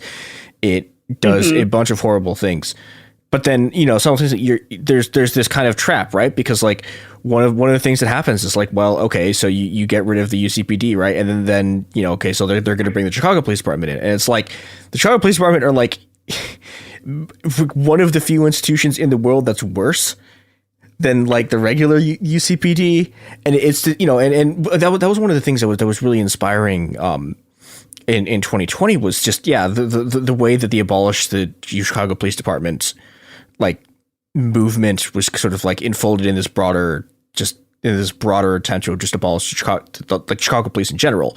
But it's this weird thing where it's like you have these occupation zones, and it's like that part of the South Side. And the other thing I think that people don't understand about the Chicago Police Department is that they have an absolutely enormous range that they patrol, right? That doesn't include that it goes way off campus.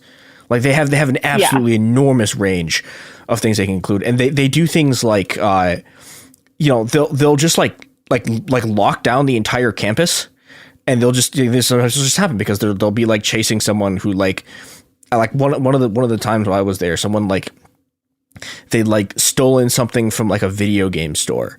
And the whole campus got locked down.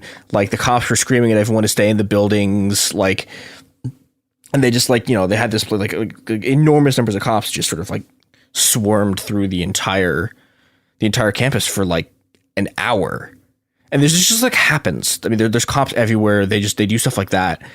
And there's this whole, but this is one of those other things where you get these tensions because so the University of Chicago also has like, it's not as large, but it also has like it also has like a pretty large international student immigrant like population. And there was this there was a Chinese international student who got shot in a robbery last year, and that was a huge. I think that was last year. It wasn't in January. Yeah, it was like at the end of the year, I think. Yeah, and that turned into a huge thing where you had these sudden, because we've had these anti-police protests, but then suddenly there was this huge wing of like basically the right-wing faculty, a bunch of just like absolutely reactionary, like extremely rich CCP scions, and like this sort of like nucleus of the people in the right-wing law faculty, like the econ people, who suddenly had this like giant thing that was like, well, it was this sort of microcosm of the broader sort of like turn against the anti-police movements by using crime. And they had this whole thing like, we need to keep the campus safe. And they were like, oh, we need to give the UCPD the ability to go off of campus, which, they already had. They're like, we need to give them more money. We need to have more cops everywhere. And it was just, and it's just this sort of like, you get this horrible sort of pendulum effect where like you get this violence, and then, people like the right's response to that violence is just just to send in more cops to create more violence, and it just keeps escalating, and and there's this sort of dynamic of this, right, where rich students at the University of Chicago, and this is to some extent, it's mostly a class and race thing, but it's not entirely, but like people who go there just like have this like incredible fear of literally everyone around them. It's like they turn into mini cops. There are people who are screaming about how like just the red line is not safe at night, and I was like, I have literally like I have walked like 30 blocks back home at 2 a.m. and been completely fine. Like, you guys are just cowards, and you're cowards and extremely racist. But like, all of these sort of factors blend together, and you get these coalitions of these right wing pro police people who want to just not just like, not just support the police, but want to continue to expand it so they can feel safe. And it's like, you're not even in danger, but they have the same sort of like, this whole town is trying to kill us, like racist cop brain mentality. And this has been me being upset about this because I feel you, and it's like but it relates back to kind of like campus policing in general and kind of why it exists, which is that a lot of colleges, I mean, not all of them, it depends on where you are, but like some colleges, especially in like large urban areas, were built in the middle of like largely Black communities. Yep. And that's the University of Chicago to a T. Yeah. And because the land was cheaper to buy, there are reasons why necessarily, like, they're built in these places. And so the campus police departments function as just a way to like keep the students isolated from the community. Like, it's making a community within a community. It's making this little enclave. And then, of course, people are then going to view anyone outside of that enclave with like racist suspicion, right? Yeah. And if you have immigrant students who may or may not be wealthy, it depends on where they come from, but UFC has like a lot of, as far as I'm aware, like wealthy international students, and they might be coming from countries where like there aren't any Black people, or there aren't very many. And just because they're coming from like this country doesn't necessarily mean that they like are left wing. So they're coming into these communities, you know, with not a lot of experience, just sort of around people who look different from them. And so they're going to be, of course, looking to like these police figures then to, quote, protect them. But to go back to it, it's like, okay, well, if you are feeling unsafe on the train at night, for example, why isn't the train safe? Like, why are people using it as, you know, shelter? Why are people doing drugs on the train? Like, why is there violence happening? And that just comes back to, again, like, we're not actually addressing the root problems by just adding more police. And I will say, like, I think again, like the other thing that's happening here is really just the University of Chicago, like, is a place to which the world's elite is transplanted. And and you can see this like very clearly along, because like, like there is the wealth gap between poor international students and rich international students is like it's the largest single wealth gap in like in the entire university. It's unbelievable. And you know, and you can watch it playing down on class lines, and it plays down on other lines, right? Where you have like you know, even like you have students from, I don't know, you have students from China, you have students from Vietnam, and like one of them will be trans, and you know, it turned it's like, oh hey, look, like like when you have a Chinese trans student, right? It's like the people who back home have experienced depression in various ways are consistently anti-police and consistently like significantly less bad about this stuff. It's in my experience, it's very much is just, you have this sort of transplanted, like you have this sort of transplanted elite from other countries that come to the University of Chicago so they can, you know, study economics and go back to their own countries and like continue to like rob their own populations. And those people are the ones who are doing this stuff. And it's, I don't know, it's, you see a lot of kind of like this, like I think really misguided like anti-racism that's like, well, okay, we have to take the security concerns of these Asian people seriously. And it's like, this is the Chinese ruling class. This like, you don't need to take these people's concerns seriously. They are they are ferocious right wingers who've just read Hayek for the first time. Like, you guys, these are not the same people as the people who are suffering under the, like, right.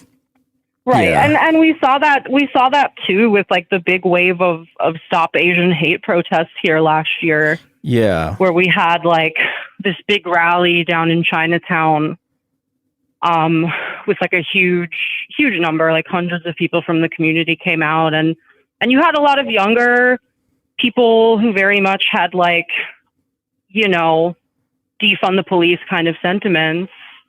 But then we had like police representatives speaking at the rally about how they were going to make like Chicago safer for Asian people. Yeah, and it's like I just like this stuff. Like, it makes me so angry. Like CPD, it was regular CPD. Like I'm Chinese. They almost fucking killed me on campus. Like these people, like they're not these like they're like, the police don't keep us safe, but like, you know, there's been this incredible weaponization of the Asian American community. Like you see this in Chinatown. Yeah. There's been this like there's like Chinatown is like, and this is different even in the last like 3 or 4 years, has turned into this just like incredibly right wing. I mean, it's not everyone, but like you see like there are like there's a bench in Chicago in front of the library, right? They have these tables, and the tables have an engraved plaque on them that says no loitering, and that says we will call the police on you if you loiter. This is outside of the library. Like they have this sort of like this incredibly right wing like anti homeless people campaign that's happening, and it's I don't know, it's one of just the most depressing things I've seen here, because you have you have the Chamber of Commerce as the sort of like, as the most powerful political force in a lot of these communities, and like those peoples are right wingers, and they don't have the same interests as like the rest of the Asian American community, and you get this horrible thing, which is what was happening on the Chicago campus, which is like essentially the right wing like pitting. The right wing is like just pitting the basically like pitting Asians against black people, and it's right horrible. And it and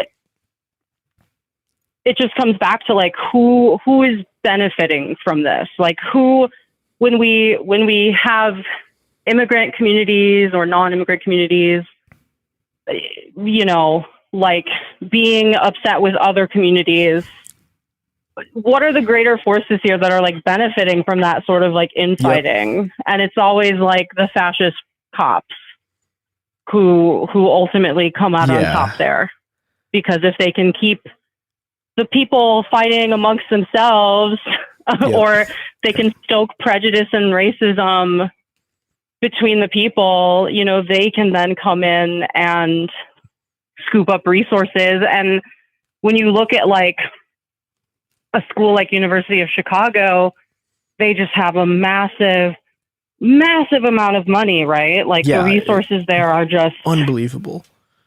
And so of course you're going to have people in the community who are resentful of that, who are upset about that, because like they don't have affordable housing. They don't have good jobs. Like they're trying to make a living and keep their kids safe. And here's this like university in the middle of their neighborhood with all of this money. Yep. And wow, I'm so amazed. I'm just so happy that like somebody's doing construction right now outside my apartment. Oh no, sorry. Thank you for this timing. I'm so glad about this. But essentially, like, the students end up being a scapegoat for all of their like all the communities like justified fears about what's going on, right? Yeah. They're justified in being upset that they don't have these resources, but it's not necessarily like the individual students. Yeah, and there have been a lot of really good. So like right before one of the things that was happening in Hyde Park, like right before I got there, was this huge campaign. Basically, there wasn't a level 1 trauma center like on the south side, and so if you get shot, right, they have to like take you in a helicopter to the north side to a hospital there. And, in that time, like there's a good chance you're going to die. And there had been one, but it got shut down because it wasn't making any money. And so, there was this huge community student campaign to force the university to open one of these trauma centers. And so I think it's important that like we don't have to fight each other. Like that, right. That's not a thing that I think like that university, I don't think it should continue to exist. I think at the very least it should be like taken under community control. But like right. For the people who are there, and I think like for the Asian Americans listening to this, and for people who are students, like you do not have to be the weapon to the cops. You don't. You can work together, and when you do that, you can win, and you can win like really incredibly tangible gains for the community, and you can save people's lives. It also outside of campus, same deal with Chicago police, right? Yep. Like we don't need to have the Eastern European communities fighting the Latino communities, fighting the Black communities. Like we don't need to have these like all of these communities just like fighting each other instead of like the actual oppressive forces at the top. But right now we're at like this kind of, I don't know, I guess tipping point, I think, where either people start to show solidarity or we're fucked. Yep. Like, there are massive, not to get like super existential with you, but like there are massive forces right now, right-wing forces trying to benefit off of all of this factionalization. And as we see tanks rolling into Ukraine, like this is a global phenomenon. Yeah. It's not just happening at home, it's happening everywhere. And like, we don't have a lot of time left to stop this. And to bring it back to this like far right faux trucker convoy show that's about to happen and roll into our capital, like, I'm just struck by the timing of it all. And I'm certainly not going to be like a conspiracy theorist about it and be like, well, Putin has planned this all to like happen at the same time. Yeah. But I do think that whether or not it's like planned to happen at the same time, it's absolutely going to benefit these people that, you know, this is happening right now in Ukraine. And it's the same thing with the just horrific anti-trans bills that the anti-trans, well, like not bills, but anti-trans government action, I guess is the correct term in that's happening in Texas right now. Yeah. It's you know, like people draw comparisons to the Third Reich and to Nazi Germany and them banning like, you know, homosexual dance parties and things like that. You know, like they didn't start out saying we want to kill all the Jews. Like that's not like, you don't start that way. Yeah. You would do the smaller attacks first. You build up to it. You take power inch by inch until like nobody can stop you. Yeah, but I think you know, there's an important note here though, which is that like it's very easy to sort of, especially in times like this, to sort of just like be in a place where it looks like history is just washing over you, right? That, you know, we're bound by these sort of irresistible powers and forces, and that's not true. Like these kinds of fascist movements can be defeated. These kinds of militarist movements can be defeated, but right. they can only be defeated when we actually take our place as the subjects of history. Right, like we are the people who through our actions create history, and you know, when we also are the people who create the world we see around us. But you know, and as David Graeber was incredibly fond of saying, right, it's like we are the people who create the world around us, and that means that it can be otherwise. And you know, when we essentially like when we reclaim our, you know, our status as subjects, our status as human beings, our status as the people of which history is composed of, and we move, we can stop these things. Like there do not have to be another, like there don't have to be more Nazis. There don't have to be more genocides. There don't have to be more wars. We can stop them. We just have to fight. Right. I don't disagree with that. I think it's completely true. I guess I don't know, maybe I'm like a doomer at this point.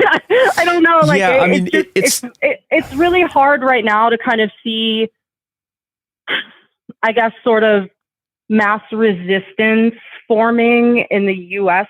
specifically, just because of the way the pandemic has wrecked us. And I feel like people are just checked out, right? Like they're exhausted. They're broke. You know, 1 million people have died because of the government's just complete lack of adequate handling of COVID. And so I completely agree that like, this isn't inevitable. Like we can stop this. At the same time, I don't know what it's going to take for Americans, like as an entity, to actually stand up and fight this. And I'm not blaming individual people, because it's like all the reasons for people being exhausted and checked out, are like also by design, right? Because Yeah. of course, like if we keep people exhausted and checked out, then the oligarchs at the top like can continue to like loot society. Yeah, I mean, I think I'm sort of less sanguine on that, just because, like, you know, because I remember this is the same thing that like everyone said right before the uprising. Like everyone was checked out. Everyone was sort of like, you know, like the pandemic had just started. There was this like general consensus that like mass action was impossible. And then, you know, like 2 days later, they burned down a police station and like they're looting the Miracle Mile. And, you know, these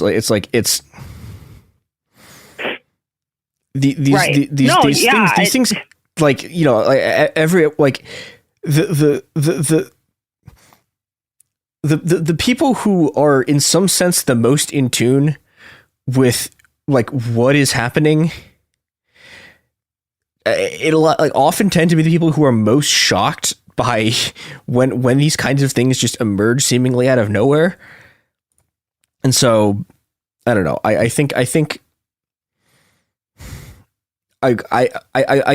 we can't know what exactly will set off the next wave, but I think it's a safe bet there will be another one, because there always is. Right? Oh yeah, for sure. We've never, like, you know, we have yet to hit a point so bad that people stop fighting, like, ever in history. So. Yeah. Oh, for sure. Yeah. And that's the long arc of history too, is it's like people have always been fighting for their liberation. Yeah. In some way. And if you look at the longer story, you know, there might be very long periods of darkness and repression and collapse. And then people emerge from that, and new societies emerge, new ways of thinking, all of that. And I think where we're at now, like at this moment, there are certainly small ways that people can resist, and ways that we have to focus on like our immediate communities too. You know, it's so easy to feel helpless when you look at things on such a grand scale. Because of course, like, we can't all just like run into Ukraine right now and like stop Putin. Yeah. Like, there's really not a lot we can do when it comes to like things like that. But we can like take care of our friends. We can like make sure that the people immediately around us like have what they need. We can like check in on like, you know, our unhoused neighbors. We can like take, you know, some people here in Chicago are prepping to like take in Ukrainian refugees, for example, right now. And that's like the sort of action that like is definitely going to be needed. And,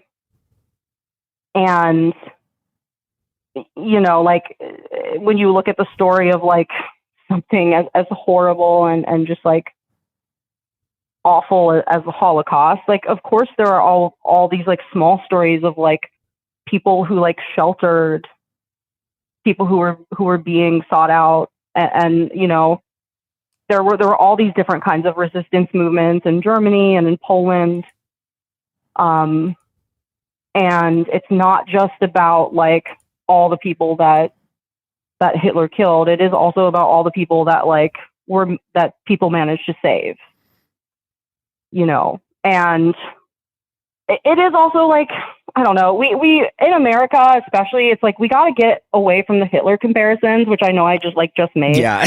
But like it's you know, like, don't get me wrong, like there's obviously like plenty of parallels, and it's important to be like students of history and like understand what's going on and everything, but like what we're seeing is like we're going to see a kind of fascism that is unique to our era, right?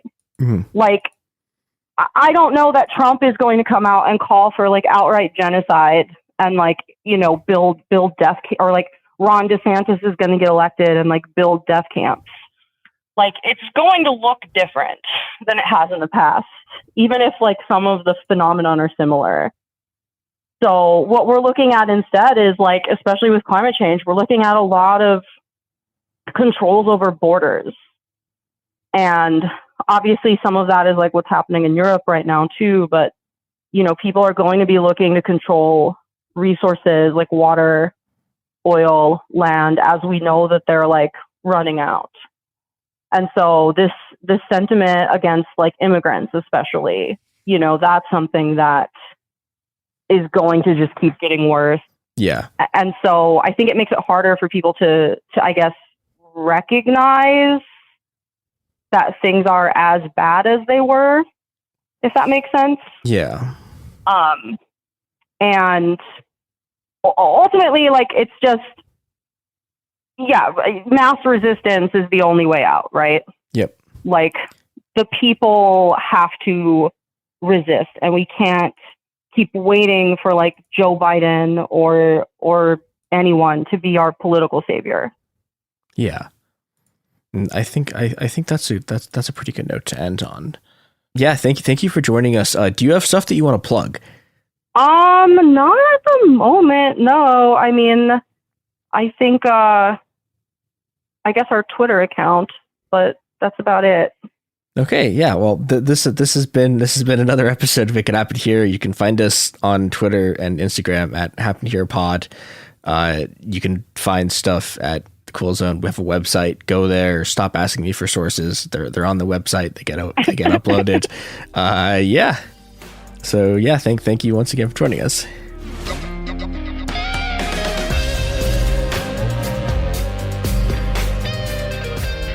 Hey, we'll be back Monday with more episodes every week from now until the heat death of the universe. It Could Happen Here is a production of Cool Zone Media. For more podcasts from Cool Zone Media, visit our website, coolzonemedia.com, or check us out on the iHeartRadio app, Apple Podcasts, or wherever you listen to podcasts.